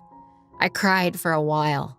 It wasn't until I reached out to a friend and talked to my younger brother on the phone that I began to feel a bit calmer. As I calmed down, I was able to think more clearly. As my mind cleared, I felt pure anger rising towards Tom and Lucy. I wanted to pay them back, to make them regret Tom breaking up with me. With that in mind, I decided on a plan for revenge. When I told my brother about it, he agreed to help me. A few days later, the day came for the two families to meet. Apparently, Tom had not yet informed his parents, as they greeted me with, "Thank you for marrying Tom." My parents, too, seemed to be in the dark, greeting the other couple as Sophia's parents. Then, Lucy dropped the bombshell. "Actually, I'm the one marrying Tom." Both sets of parents were thrown into confusion, questioning Tom and Lucy, then turning their questioning to me. "Tom and I broke up recently. He seems to have taken up with Lucy," I said. While both sets of parents were angry, I calmed them down, saying I was no longer angry and that they should accept the marriage. The meeting ended on an awkward note, and soon after, Tom and Lucy announced they were getting married. They seemed grateful that I had smoothed things over and invited me to the wedding. I attended the wedding not as the bride, but as a guest. As the ceremony approached and the room began to fill, I headed to the room where Tom and Lucy were waiting. When I entered the room, they were happily chatting. The place where Lucy sat should have been mine, but I no longer felt any envy. "Tom, Lucy, congratulations on your wedding," I said as I entered the room. They seemed surprised to see me, but quickly approached with smug smiles. "You really have some nerve, don't you? Any normal person wouldn't come to the meeting or the wedding after being dumped by their boyfriend for their sister." "You're definitely a bit off, aren't you?" Lucy added, grinning. I asked Tom with a gentle smile on my face, "Are you happy now that you've switched to my sister?" Then Tom burst into laughter and said, "Of course. Anyone would agree that Lucy is more attractive than you. Can't you see that? It was absolutely right to ditch an old hag like you." Hearing Tom's words, my sister Lucy giggled as well. "Good for you. I'm glad I'm free from you too. Thanks for breaking up with me." "What?" Tom seemed flustered, not expecting such a response from me. My proud sister, irritated by my composed statement, bit back. "Sophia, you must be envious. You're pretending to be strong, which is lame. You must be unbearably regretting that I took your boyfriend, right?" "Well, anyone who's happy about being cheated on is just a pervert and the minority. I was frustrated too, but when I thought about it calmly, I genuinely felt good about breaking up with such a terrible man." "What the hell is that supposed to mean?" "As you said, you've called me an old hag and have been overly dominating. If we were married, that would count as emotional abuse, and I could sue for damages, you know. Imagine how horrible a husband you'd become if you already acted this way while dating." My sister's face turned pale at my words. "Emotional abuse? Tom, is that true?" Tom hurriedly denied it. "Lucy, don't believe her. I'm a man who treats the woman I love with great care. That means I will take very good care of you." "Tom." Just when the two seemed to switch into lovey-dovey mode, I played a certain voice recording. "Don't get cocky just because you're an old hag and ugly. Younger women are far better than old hags like you." "I'm sorry I was wrong. There's only Sophia for me. I'm sorry for being such a lousy boyfriend, but I really want to marry Sophia." Lucy was stunned after hearing the recording. This is Tom's voice." These are some of the things he said while we were dating. He'd throw harsh words at me one day and ask for forgiveness with sweet words the next. This is his pattern. No way." It seemed that Tom hadn't anticipated I'd be prepared with such evidence, and he snapped at me in a state of panic. "Hey, stop messing around, you old hag. You're just nasty. I'm glad I didn't marry you, ugly, old, and bad-tempered. What's the point of living?" Just as Tom said this, the door of the green room banged open. In walked Tom's parents. "Tom, that's enough. Stop embarrassing yourself in front of our relatives." "What? What's going on?" "Your conversation has been broadcast throughout the entire house. Everyone heard." "No way!" Tom went pale all at once. "No. Is this some kind of a joke? My words were..." "Every attendee heard it all today. I'm disappointed to hear you're such a pathetic man, Tom. I'm going to apologize to the guests right now. Get moving." Tom's father grabbed Tom by the scruff of the neck and he was ushered out of the waiting room. Lucy collapsed onto her knees, looking completely stunned, and hung her head. Both Tom and Lucy had paid a heavy price this time. They found no sympathizers among relatives, colleagues, and friends, all of whom distanced themselves. Tom, who worked in a predominantly female environment, seemed to have been demoted due to the scandal. Lucy, on the other hand, was warned by her friends that they couldn't hang out with someone who would steal her sister's fiancé, that their own boyfriends or partners might be next. As a result, no one invited her out anymore. However, once she found out that Tom was abusive, she seemed to have completely lost interest in him, and they ended up breaking up. But since they had already submitted their marriage license, they became divorced almost instantly after having spent a fortune on the wedding. Lucy was cut off by her parents, brother, and me after the incident and is now reportedly forced to live a frugal life in a cheap apartment working as a freelancer. Now, the reason why our conversation was broadcast throughout the venue at the wedding was because of a favor from my brother. He owns a company that handles sound systems, not just for large-scale events and concerts, but also for most of the weddings in our area. The venue for Lucy and Tom's wedding was handled by my brother's company. So he explained the situation to the staff beforehand and had them put a small pin microphone on me to broadcast our conversation to the venue. I didn't expect Tom to make such a spectacle of himself, but the plan was a complete success, and I had my revenge. Afterwards, I decided to throw myself into my work. I was promoted and was put in charge of a project where I ended up dating a man from a client company. He is the same age as me and is divorced, but it seems the reason was his wife's infidelity. He is very kind, doesn't change his attitude suddenly or make harsh remarks, and always speaks to me gently. We haven't talked about marriage yet, but I feel like I can be with him for a long time. But I'm not hung up on marriage anymore, so for now, I'm going to fully enjoy the time I spend with him. Pregnancy isn't an illness, you know. You think someone will come and help you when you're acting sick? My husband Bob harshly threw those words at me while I was suffering from morning sickness. What the? He doesn't even know how I feel. Amid my struggle to understand, divine retribution struck Bob, who had so callously disregarded me. My name is Lisa.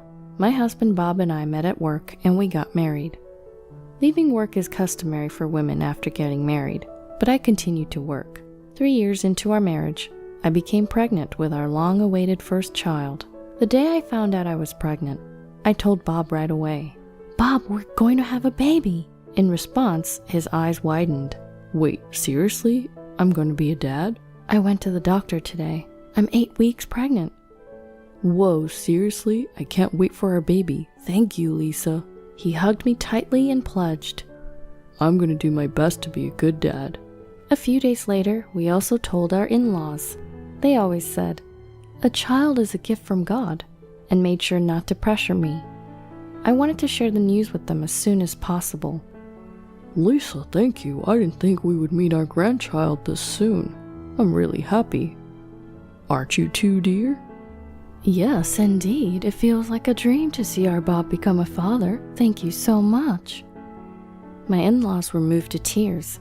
My mother-in-law, who obviously had experienced giving birth too, regularly would ask if I was okay, always caring for my well-being.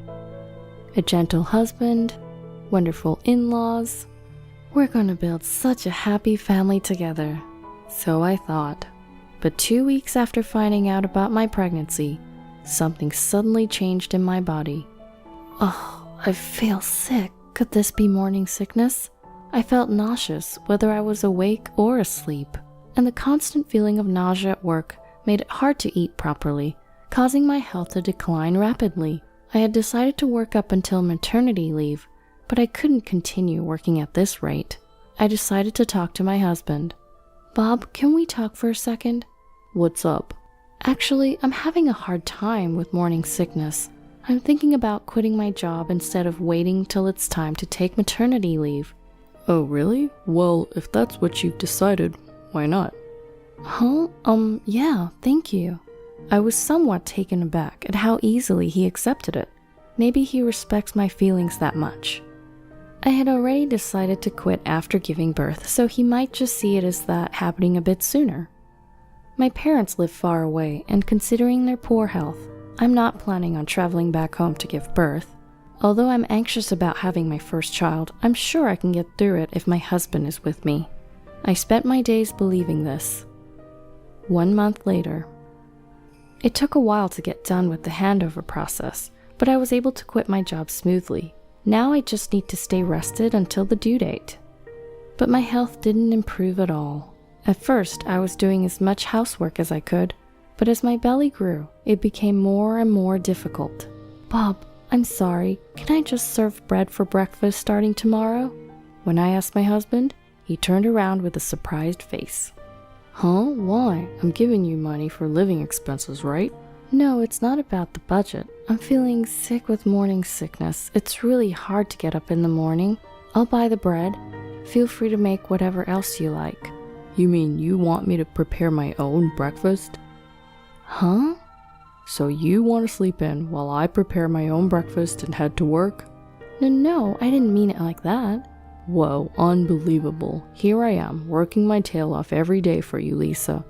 And the moment you become a stay-at-home wife, you start slacking off on housework.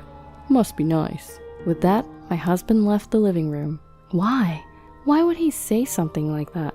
It's not like I asked to get morning sickness. I'm only enduring these rough days to nurture our baby. Holding back my pent-up emotions, I cried alone. Someday, he'll surely understand. I forced myself to believe that. Time passed, and I finally entered the last few weeks of pregnancy. With a belly so large that I could no longer see my feet, I was doing my best to manage the household chores. Bob, I'm sorry, could you take out the trash today? One morning, I asked my husband as he was about to leave for work. Huh? Trash? Don't you usually take it out yourself, Lisa? Well, yes, but today's trash is quite full and heavy. My belly has been aching since the morning, and I was hoping you could just help me out this one time. The next moment, my husband uttered unbelievable words. You're a housewife, right, Lisa? Who do you think you are? What? What does he mean by, who do you think you are? What is he asking me right now? Without waiting for my response, he continued. I've been thinking this for a while, but being pregnant isn't an illness, right? So why are you acting like you're having such a hard time? Acting? What are you talking about? I'm genuinely in pain. And that's the thing, you keep pretending to be sick so people will help you, don't you? Lisa, I never knew you were so cunning. I'm a bit shocked. Wait a minute, that's not it at all. I may not be sick, but it's true that I'm in pain, and my belly is so heavy. Let me tell you straight, you're pampered just because you're pregnant. Lately you've been cutting corners with cooking and cleaning. That's not a good housewife, you know? Asking your husband to take out the trash before he goes to work? Are you out of your mind? With that, he left for work. I could feel my shock towards him gradually turning into anger. Who the hell does he think he is? I'm literally carrying your child inside me. I'm not asking him to stay by my side at all times. But is it too much to ask for a little consideration? At that point, I stopped relying on my husband. Though I was worried about the baby, it was better than arguing with my husband and being made to feel bad about myself. After that, I did the household chores without pushing myself too much, and a month later, I gave birth to our daughter Mina without any issues. My newborn baby was incredibly cute, and that was enough to blow away all the pain from delivery. Even my husband, who hadn't helped at all during my pregnancy, adored Mina, and I was glad he did. But all he does is adore her, that's it. He doesn't change diapers, doesn't feed our baby, doesn't soothe her when she cries. There, good girl. Mina, you're so adorable. Oh, you smiled. You have bright eyes like me. You're the cutest in the world. Huh? She's about to cry. Lisa, quick, take her. He cuddles and spoils our daughter only when she's in a good mood, and hands her off to me when she starts fussing. He doesn't care even when I'm busy with housework. Whenever it suits him, he hands off our daughter. I can't even be efficient with housework. On top of that, I'm hardly getting any sleep from having to breastfeed every 3 hours. I'm constantly feeling foggy when awake, just as exhausted as when I was pregnant. Then one day, I was nursing our daughter as usual when I got a text from my husband who was in the bedroom. "Can you come here for a second?" Come here for a second? I'm right here in the living room. I'm struggling with a headache from lack of sleep and doing my best to breastfeed. Just as I was getting annoyed, another text came urging me to hurry up. Waiting for our daughter to fall asleep, I headed to the next room where my husband was. Upon opening the door, I found my husband wrapped up in his comforter. As soon as he saw my face, he frowned and said, "Something's wrong, I have a headache. Can you bring me some water?" "Isn't that because you were drinking late last night?" To my sigh of exasperation, my husband retorted in an irritated tone. "What? You want to say it's a hangover? It's not like that. I got sick or something. Just hurry up and bring me a glass of water." What's with that attitude? Why are you always so bossy? Huh? What about you? You see your husband in pain, but won't even bring him a glass of water? You're the worst. It was then that I felt myself falling out of love with my husband. This is no joke. Only talking to me when he needs something. He was so cold to me during my pregnancy. This is it. I'm not putting up with him anymore. I pulled out my phone and called my in-laws. "Oh, sorry to bother you all of a sudden. Is that you? Bob is suffering from a severe headache." "Yes, that's right. He's fussing that he's sick. Can you come over?" My husband was staring at me with a puzzled expression. After hanging up the phone, I said to my husband, "Your mom and dad are on their way here now." "Inviting my folks over? You're overreacting." "Overreacting? You were the one complaining that you're ill, right?" "But still, there's no need to call for my parents. I just wanted some water." "If you want water, can't you get it yourself?" "What's with that attitude? Who do you think you are?" "Who do you think you are? That's what I should be asking you." I raised my voice unexpectedly, causing my husband to flinch. Don't yell like that. It's making my headache even worse, you know." "So what? You never considered my feelings when I was suffering, so why do I have to be considerate of yours when you're hurting? Don't you think that's unfair?" "Oh, I won't let you say you've forgotten. You ignored me when I was suffering from morning sickness, even when I asked for a bit of help with the housework. To top it all off, you said, 'What makes a housewife so special?'" "Well, that was..." "Who the hell do you think you are? I've been doing everything in my power for the last 10 months to nurture our child in my belly." "Oh, calm down, Lisa. Pregnancy is a thing of the past, right? There's no point bringing that up now." As he smirked, I stared at him coldly and continued, "A thing of the past? Who said it was only about pregnancy? Huh? Hasn't it been the same since our daughter was born? You never help out with household chores, always dumping our baby's care on me. All you do is dote on her. You don't do anything else." "What? That's not true. I take care of our daughter too." "Take care of her? How? You're going to tell me you're parenting? Just so you know, all you're doing is spending a little time with her when she's in a good mood. The moment she starts to cry, you dump her on me. Never changed a diaper or fed her a bottle. Which part of that is parenting, huh? Tell me." That's... While I was grilling my silent husband, the doorbell rang. His parents were standing there, looking concerned. After leading them to our bedroom, I turned to them and said, "I'm sorry to bring this up so soon after you've arrived, but I've decided to divorce Bob." "What?" The three of them opened their mouths at the same time. "Lisa, divorce? Why on earth?" After all that, I still had to explain myself all over again to my husband, who seemed incapable of understanding his wrongs. "Why don't you get it? During my pregnancy and even after our child was born, you never once offered me any support." "But that's not true. I was just..." "You said to me, pregnancy isn't an illness. You're being too dependent just because you're pregnant. Even when I was dealing with morning sickness and couldn't do any of the housework, you wouldn't help with even the smallest tasks, like taking out the trash. After Mina was born, you didn't help with diapers or feeding her. How am I supposed to continue living with someone like you?" "Hold on, not in front of my parents." Just then, my mother-in-law, who had been listening to our conversation, chimed in with great rage. "What's going on? Bob, please explain. Is everything Lisa just said true?" "Well, that's, Speak up now. Did you really tell Lisa pregnancy is an excuse while she was pregnant? Did you really say such horrible things?" No, that's not it. Lisa was pretending to be sicker than she actually was. Pretending? You do realize that pregnancy symptoms vary from person to person, and some women do suffer terribly from morning sickness. Are you even aware of that? Of course, I know about morning sickness, but not being able to do any housework, that's ridiculous. Hearing my husband desperately trying to defend himself, my father-in-law, who had been silent until now, muttered under his breath, "Unacceptable." My mother-in-law started trembling, then yelled at my husband, who was making excuses. "Enough already! You're always acting so bossy, even though you've never experienced pregnancy. You have no idea how life-threatening childbirth is." My husband was stunned, probably not expecting his own mother to yell at him like this. His mouth hung open in surprise. My mother-in-law did not stop. "How can you behave this way towards Lisa, who carried and nurtured your child for nearly a year? I'm ashamed as a mother.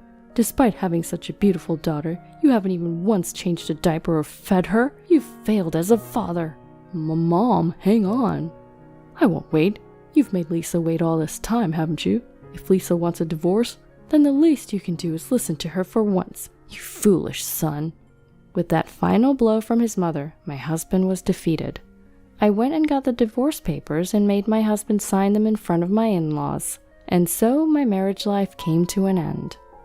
After the divorce, I planned to go back to my parents' house. As I was leaving, my in-laws hugged me numerous times. "Lisa, we're so sorry about our stupid son. We really apologize." "It's not something that can be fixed with an apology, but we're truly sorry." "It's not your fault. You've been very kind to me and I appreciate it. I'm the one who should apologize for things turning out this way." "No, it's okay. We think this is for the best for you and Mina." "That's right. Please feel free to visit us anytime you want." "Of course, I appreciate everything you've done for me." With a final word of gratitude, I parted ways with my former in-laws. Even now, after some time has passed since the divorce, I still keep in touch with them. They seem to have cut all ties with my ex-husband Bob. We met at work, so when the reasons for our divorce got out, Bob found himself on thin ice at the office.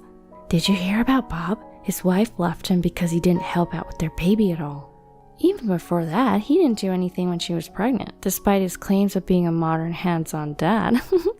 "Seriously? No wonder she divorced him." In this awkward atmosphere, Bob had no choice but to keep his head down and carry on with his work.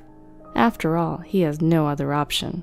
He has to keep paying child support until our daughter turns 18. It may seem like I've taken her father away from her, but I have no regrets. I believe our daughter Mina will understand when she grows up. From now on, I'll do my best to raise her with my parents' support.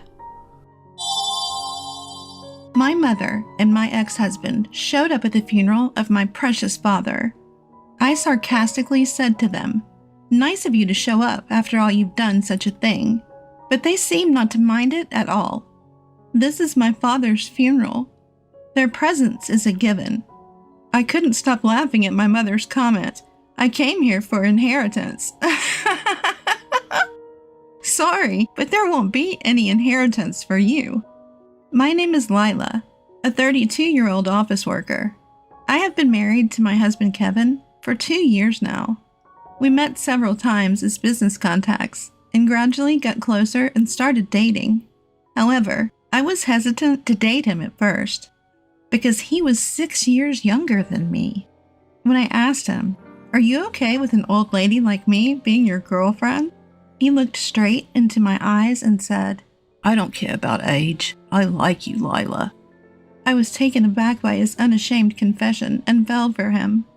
From there, we steadily continued our relationship, and eventually he proposed, leading to our marriage. We immediately went to meet his parents. His parents were very kind people, and they accepted me. I quickly grew to like his cheerful and outgoing parents, who were much like my husband. Then, we went to my family home and introduced him to my parents. "He's quite young, isn't he?" "But he's very polite and seems like a nice guy." My parents quickly took a liking to him. He also had a positive opinion about my parents, saying, "Your parents are very kind." And so, without any issues, we got married. After our marriage, we both worked while sharing household chores, based on what each of us could do. "Lila, your cooking is really good."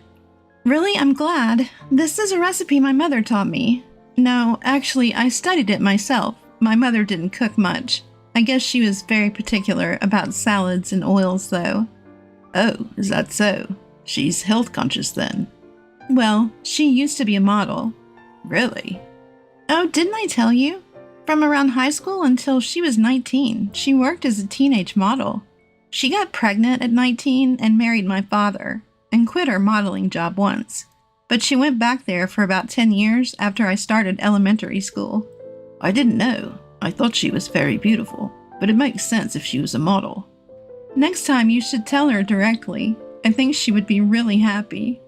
All right, let's go to your family home on our next day off. My husband cared a lot about my parents and often suggested visiting my family home. I am very grateful because I can see my parents regularly thanks to him. In this way, our married life was going very well. However, an unfortunate incident happened to us. My father had an unexpected accident and has been wheelchair-bound ever since. Lila, can you come today? It's fine during the day because we have a caregiver, but it's hard at night because I'm alone. Okay, I understand. I'll come after work. I was very worried about my father, and to be honest, my mother is not good at housework, so I was worried about leaving the caregiving to her. I told my husband that I would go to my family home after work to take care of my father. Then my husband, Kevin, unexpectedly offered to drive out and pick me up, saying that he would accompany me back to my parents' home. Thank you. That's a big help. Don't mention it. If your parents are in trouble, we've got to help out. At that moment, I saw him as a godsend. Lila, it's so nice of you to come. And Kevin, thanks a lot for joining us. I feel bad for asking you to come all this way. Not at all. Please don't worry about it. Dad's asleep in his room now, but he'll probably need to use the bathroom soon. I understand. I'll go check on him. Thank you, Mom. Is there anything I can help with, too? Well, there are a few things I'd appreciate it if you'd come move. Ever since my husband became wheelchair-bound, there's no one here to lift heavy things. I see, of course. You can count on me. It seemed like Kevin was more than willing to help my mother with her request. I was glad he came with me. Dad, you're awake.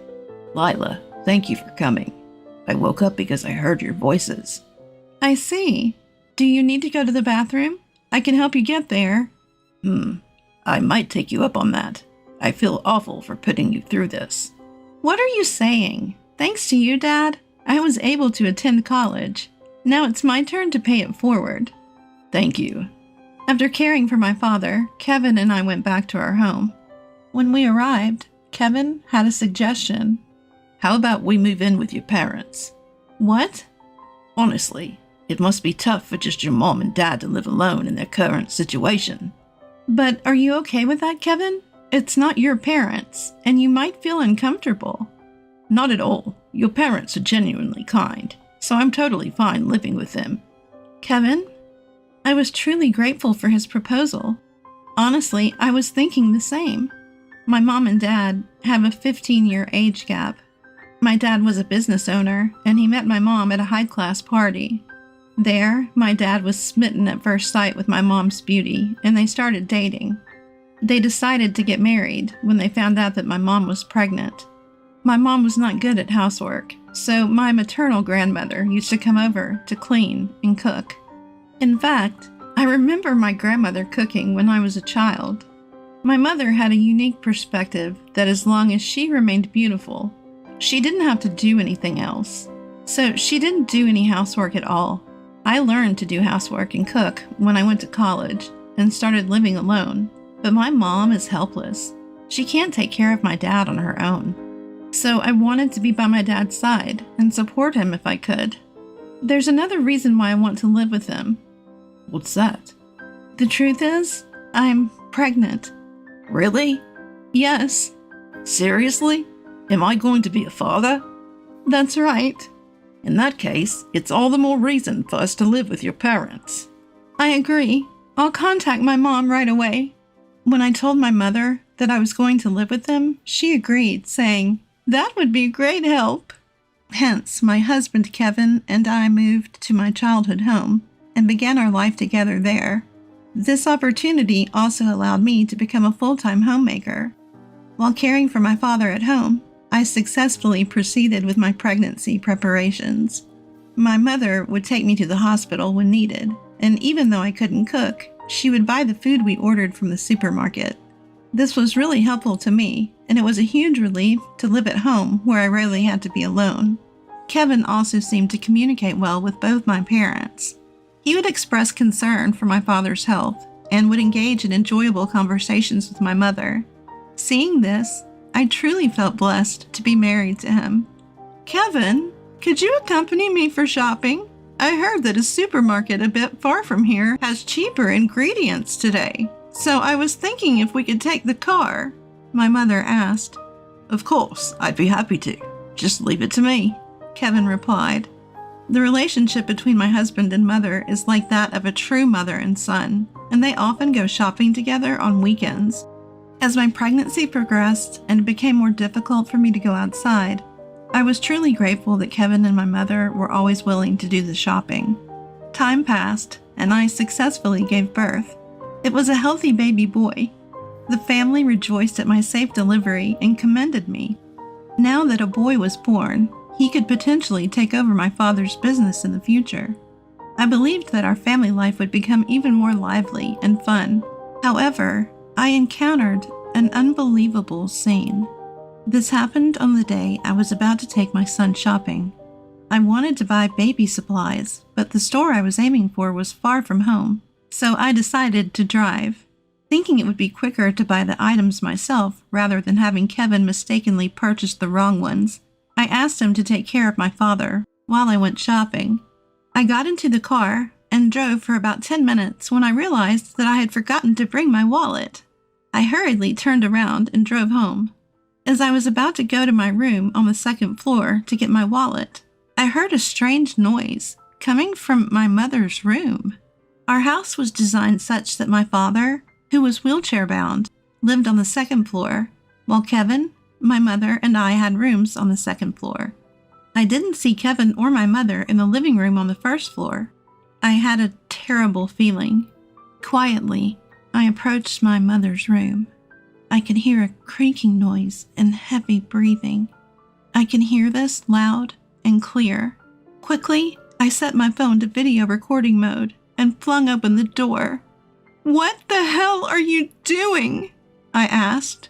To my shock, both my husband and mother were naked. In other words, they were having an affair. They quickly began to dress. "What is this all about? You are having an affair, aren't you?" I questioned them, and both of them were unapologetic. "Well, yes, but there's nothing we can do about it. Kevin says he prefers me," my mother said. I'm sorry, but I find your mother more attractive, Kevin confessed. Yeah. It seems that Kevin liked older women, and even when he started dating me, he didn't mind the age gap. "Do you think you can get away with this?" I asked. "Well, whether we're forgiven or not doesn't matter to us," my mother answered. Well, I guess we're moving out and living together, just the two of us, Kevin said. "So you're saying we're getting a divorce?" I asked. Yeah, of course, he replied.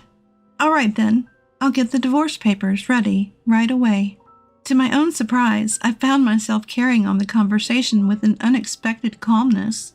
Perhaps it was because I knew I needed to stay strong for my father, who needed care, and for our newborn son. "I suppose you're going to divorce Dad. I'll get your divorce papers ready too," I said. Then my mother made a shocking statement. "I'm not getting a divorce." "What? I'm not divorcing your father, but I am moving out of this house." "Wait, enough with the jokes," I replied, taken aback. "I'm not joking. I won't leave him until I've gotten his assets, and that's until he passes away." Shockingly, my mother refused to divorce my father just to inherit his assets. Indeed, regardless of the steps taken, being married means the spouse is entitled to a share of the deceased's estate. "Just how low can you go?" I said, glaring at my mother with clenched fists. I'm just choosing the more beneficial path. I'll squeeze out every last penny I can get, whether from the old man or otherwise, and then I'll be with a young and wonderful man. I was so astounded that it went beyond anger. Kevin, I'll be divorcing you no matter what, I announced. Sure, go ahead, but I might refuse to divorce depending on the conditions, he retorted. Ugh, what conditions? I grumbled. Mother-in-law, or rather, Anna, you accept that she's refusing to divorce father-in-law, because you're going to pull some strings, aren't you? So I want you to maintain the status quo between Anna and father-in-law instead of divorcing me, he said. Don't be ridiculous. There's no way I can agree to such a condition. Then I won't divorce either, and I won't pay child support. What? Well, make your choice. Kevin and my mother wore smug expressions. I had to inform my father about this at once. I can't make that decision without considering Dad's feelings. I protested and ran downstairs. My father seemed to be awake. He must have heard the conversation. Don't worry about me. Get a divorce immediately, he said. But if I do, you and Mom won't be able to get a divorce, I explained. Don't worry about me. Just leave that man, he insisted, looking me straight in the eye. Perhaps my father had a strategy of his own. I decided to follow his advice and agreed to Kevin's terms for the divorce. Kevin and my mother left the house together, laughing uproariously and saying, "Let us know when he's dead." I was seething with rage and felt as if I would lose my mind. But the hardest hit was my father. "I'm sorry, Dad. Kevin really messed up," I said. What? Don't worry about that. They'll surely get a taste of hell soon. I had no idea what my father was thinking at that time, but after his explanation, I quickly understood. Indeed, this way we could show hell to them. From then on, I decided to live my life without paying any heed to those two. I hired a daytime caregiver, and I returned to my job as an office worker. My son was growing up healthily, and I was getting better at taking care of my father. My father seemed happy to be able to play with his grandson. I hoped my son would grow up to be like my father. Living this way, 3 years passed in a flash. A little while back, my father's health started deteriorating, and he was admitted to the hospital. And from then on, his condition didn't improve, and he passed away. I was prepared for it, so I was calmer than I thought. I immediately started arranging the funeral. My father was a well-respected man, and a lot of people attended his funeral. But among them, I ran into the last people I wanted to see. "Long time no see. I hope you've been well." We came as we promised. It was none other than my mother, Anna, and my ex-husband, Kevin. "Why are you here?" "We came to fulfill a promise." My mother and ex-husband had shown up at my dear father's funeral. "How dare you show up here after you did such a thing?" "Lila, most men and women are drawn together by instinct, so it's inevitable. Rational thinking doesn't apply to those of us who are attracted to each other." They seem not to mind it at all. "If that's the case, why are you here at my father's funeral? Why don't you just spend time together?" "Well, it's my husband's funeral. It's only natural to attend. Plus, as I said earlier, I have a promise to fulfill. Kevin and I came to claim the inheritance. So tell me how much money I'm going to get." I couldn't stop laughing at her comment. "Unfortunately, you won't receive any inheritance." What? What are you talking about? Anna should get a portion of the inheritance. "I'm sorry, but my mom and dad are already divorced. I never agreed to any divorce." "Have you forgotten that you once pushed a divorce paper on my dad? My dad saved it for a time like this. So after you left the house, I submitted the divorce paper. You're now just a stranger to my father, which means you're not eligible for inheritance." Upon hearing this, my mother and ex-husband turned pale. "No way, that can't be true. Do you understand the situation now? Could you please leave?" Many people who adored my father were gathered around us. Everyone was staring daggers at the two who had betrayed and hurt my father. Realizing the situation, They hastily left the venue.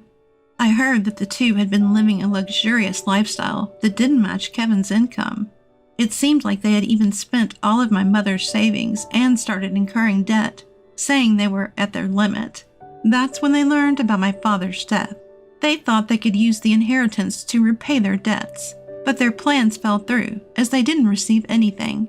Now, no one knows where they are. But honestly, I don't care. On the other hand, I had started working at my father's company a few years ago, and I had taken over as the president before his death. Right now, I'm nurturing my son while protecting my father's company as its president. One day, I hope my son will take over this company, but if he finds something else he wants to do, I am committed to supporting his dreams wholeheartedly. For now, while he is still small and adorable, I want to be there to witness his growth closely.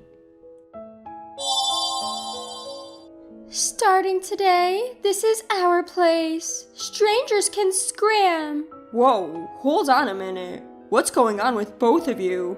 After my mother's funeral had just ended, my mother-in-law and sister-in-law began to insult me non-stop.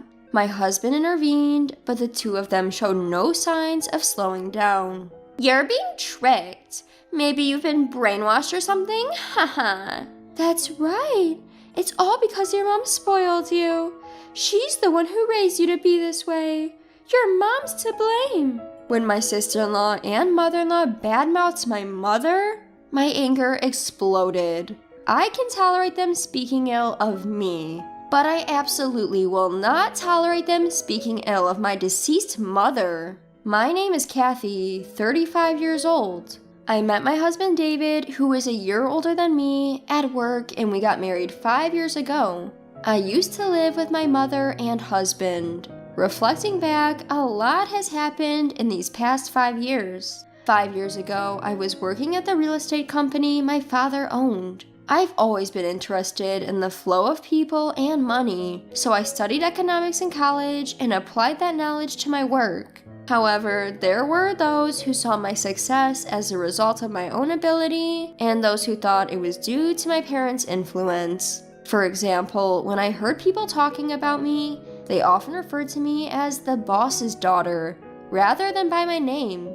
Moreover, my husband was the top salesperson in the same company. It seems that he was popular with many women, and I received nasty glances from various people. Of course, I don't think that all of my work success is due to my own efforts. I believe it's all thanks to the cooperation of those around me. But I couldn't help but feel frustrated at being labeled as the boss's daughter. While I was living these frustrating days, my father passed away. My brother took over as president, and the harsh stares towards me became even more severe. You must have screwed up. That's why your brother's now the president. Now we'll have to call you the president's sister, right? Haha. Normally, I might just feel frustrated, but at that time, I had just lost my real father. Those words were hard to take for me, who was mentally worn out. After my father's funeral, a single thought crossed my mind. What do I really want to do? Even if I tried to keep going in this situation, something inspirational was missing. As I thought about it, I found myself saying, I want to be an investor in front of my husband. David, rather than rejecting my outrageous proposal, supported me. When I told my mom that I wanted to quit my job and become an investor, she laughed and said, You didn't have to worry about your father. You should have done what you loved from the start. Despite my father's recent death, this might seem outrageous. Before talking to my mother, I was always thinking about the negatives. But looking at my mother smile, I began to feel that the opinions of others didn't matter. While dealing with the funeral, settling the estate, moving, and other busy tasks, I started as an investor. Of course, not everything went smoothly from the beginning, but my calm and cheerful husband and mother encouraged me every step of the way. Thanks to both of them, the investments I started with my savings and my father's inheritance went well. After a few years, my income had significantly increased compared to when I was working at the company. On the one hand, I was living a fulfilling life. But on the other hand, there were two people who were a big concern: my mother-in-law and sister-in-law. My sister-in-law is 3 years older than my husband, 4 years older than me, and she's still unmarried. From the time that David and I decided to get married, I got the feeling she wasn't particularly pleased. Even my mother-in-law seemed to think that I was just a rich little daddy's girl, despite the fact that I was working at the same level as any other employee, even though my father was the CEO. Every time I went to my in-laws, she'd make snide comments when my husband or father-in-law weren't around. Being a pampered princess, I bet you can't do housework worth a dime. It's a woman's job to do the chores. Please don't make David do it. Mother-in-law, my own mother taught me a lot, so I can handle things on my own. But since I'm also working, David and I help each other out. It was his idea, actually. But there was no way my mother-in-law would accept that. Even my sister-in-law was often aggravated in my presence, saying things like, "It's absurd that a woman who makes her husband do housework can get married." My relationship with my mother-in-law and sister-in-law only got worse when my father-in-law passed away. It must be nice, huh? Living off David's money and slacking off at home? I have to put up with so much because my husband's gone. Why is it that you get to live so freely, Kathy? Mother-in-law, as I've told you before, I make a living as an investor. I'm not slacking off at all. In fact, I have less free time than when I was working a regular job. If you're really making a living, at least give me an allowance. You can't even have kids. You're really a good-for-nothing wife. With the death of my father-in-law, my mother-in-law became more fixated on money. She seemed to resent the fact that I, whom she considered a shut-in, didn't seem to be in financial distress, despite the fact that I had become less active outside the home as I continued my work as an investor. But that didn't mean I was thinking of giving my mother-in-law money. She claimed to be putting up with a lot, but every time I went to the in-laws, there were more and more luxury items. It was clear where the money would go if I gave it to her. I loved David, who didn't doubt people and didn't do anything to be doubted himself, so I had decided not to tell him about my in-laws. There was one time, however, that I confided in my own mother. Why can't I have children? The uncertainty looming as I approached 35 and the constant questions from my mother-in-law about, "When will you have a baby?" got to me. Her words calling me good for nothing wouldn't leave my mind, and I ended up letting it out. But my mother just looked puzzled at my outburst. "Well, I had you when I was 35, so it's okay. God will give us the right timing, I'm sure." Her words lightened my heart. Since then, even when my mother-in-law mentioned children, I was able to reassure myself children are a gift. Now, after these tumultuous 5 years, things are finally starting to calm down. Then, suddenly, my mother passed away. She had a subarachnoid hemorrhage. Losing my mother, who has always been my beacon of light, plunged me into grief. David, who had lived with me for several years, seemed to be taking it pretty hard too, though he was kind and supportive. The funeral took place before we had fully come to terms with my mother's absence. Many people came to the funeral of my mother, who had worked as an executive at the company my brother took charge of, even after my father passed away. Among them were my mother-in-law and sister-in-law. It seemed they had timed it for when David was away from his seat. "There's no need for condolences, right?" Without even offering condolences, they started signing the register. I was simply dumbfounded at the insensitivity of my in-laws. And yet, when David returned, my in-laws changed their demeanor in an instant. "You may be going through a tough time, but Kathy's shock is probably greater. You should support her," they would say, as if they were considering my feelings. Later, when I was deeply feeling the exhaustion from the past busy few days, the doorbell rang at home. My husband, considerate as he is, answered the door to find my mother-in-law and sister-in-law. Due to David's kind nature, he thought they must have come to cheer me up. David invited the two in without any hesitation. As my mother-in-law and sister-in-law entered the living room, They glanced at me and drew an unpleasant curve on their mouths. And then they uttered words beyond my expectation. "From today, this is our home. Outsiders should leave." Mom? David exclaimed in surprise. But my mother-in-law didn't stop talking. "Until now, we've put up with you because your mom was here. But now, only unemployed Kathy is left. If you are parasitized by such a woman, you will be ruined. We'll live together with you, so you should divorce Kathy." What are you saying, Mom? At a time like this? And what do you mean by unemployed?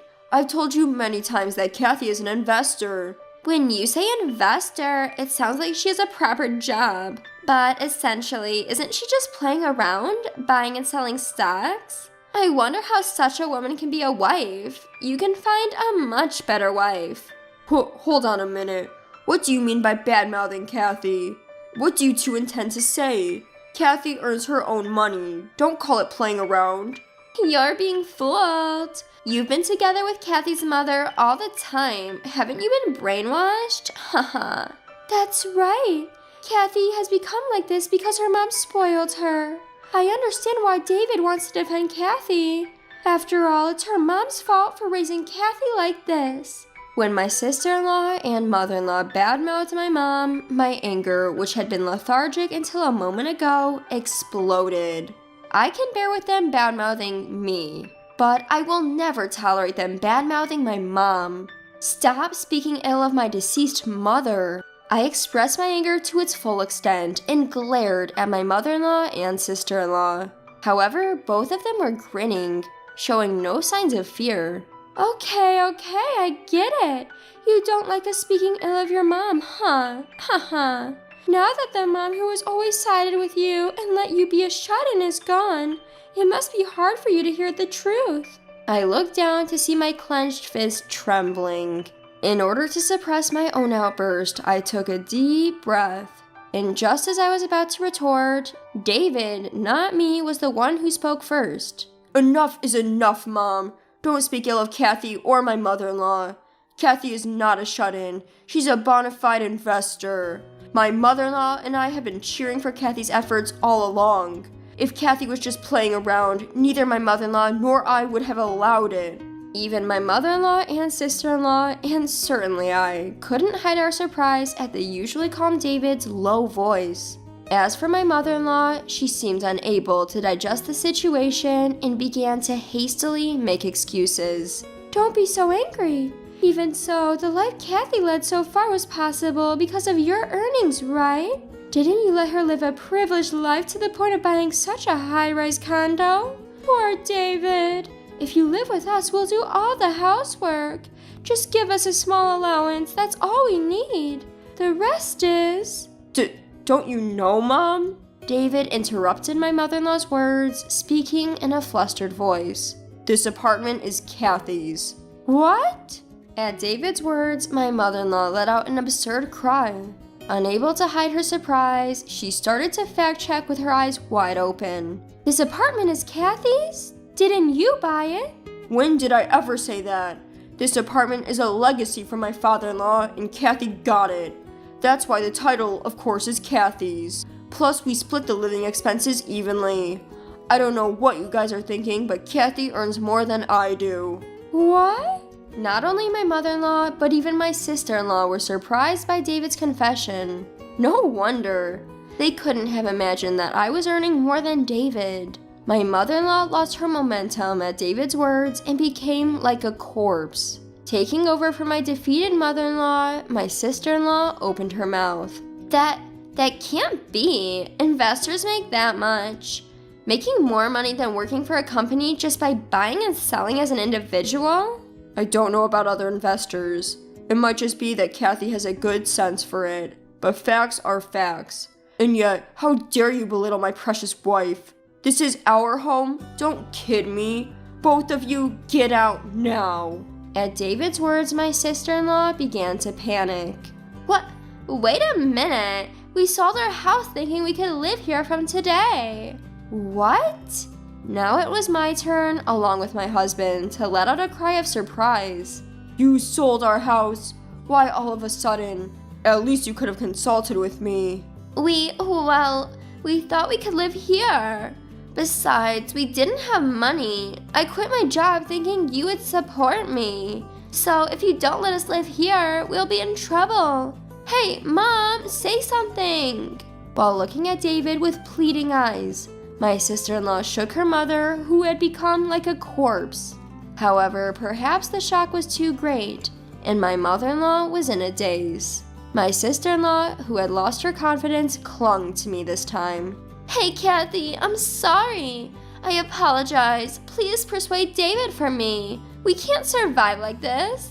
You said you sold your house, which means you have a considerable amount of money at hand, don't you? To the clinging sister-in-law, I said coldly. At that, the sister-in-law began to flip out at me. Don't get smart. Don't talk back. Just because your investments went well, don't get carried away. Enough is enough.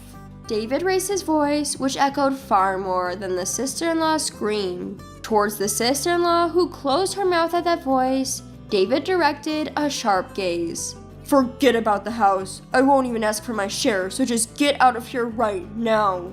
Saying that, my husband practically forced his mother and sister out of the house and locked the door. For a while, we could hear the sound of the doorbell and the pounding on the door, but after a while, it became quiet. After that, according to relatives, my mother-in-law and sister-in-law seemed to have rented a cheap apartment and started living together. My in-laws' house, which was situated in a remote area, couldn't be sold for a high price, and the land was cheap too. My sister-in-law couldn't manage to get a decent job, and their money quickly ran out. Still not learning their lesson, they had tried to rely on me and David several times, but of course, we turned them away at the door. They had sold all the branded goods they owned, and now I hear they are barely making ends meet by working part-time jobs from morning till night. Meanwhile, I've been able to live freely as an investor without anyone around to make nasty comments. And next year, we're planning to add one more member to our family, just as my mother had said. I was thankful to her once again for being blessed at just the right time.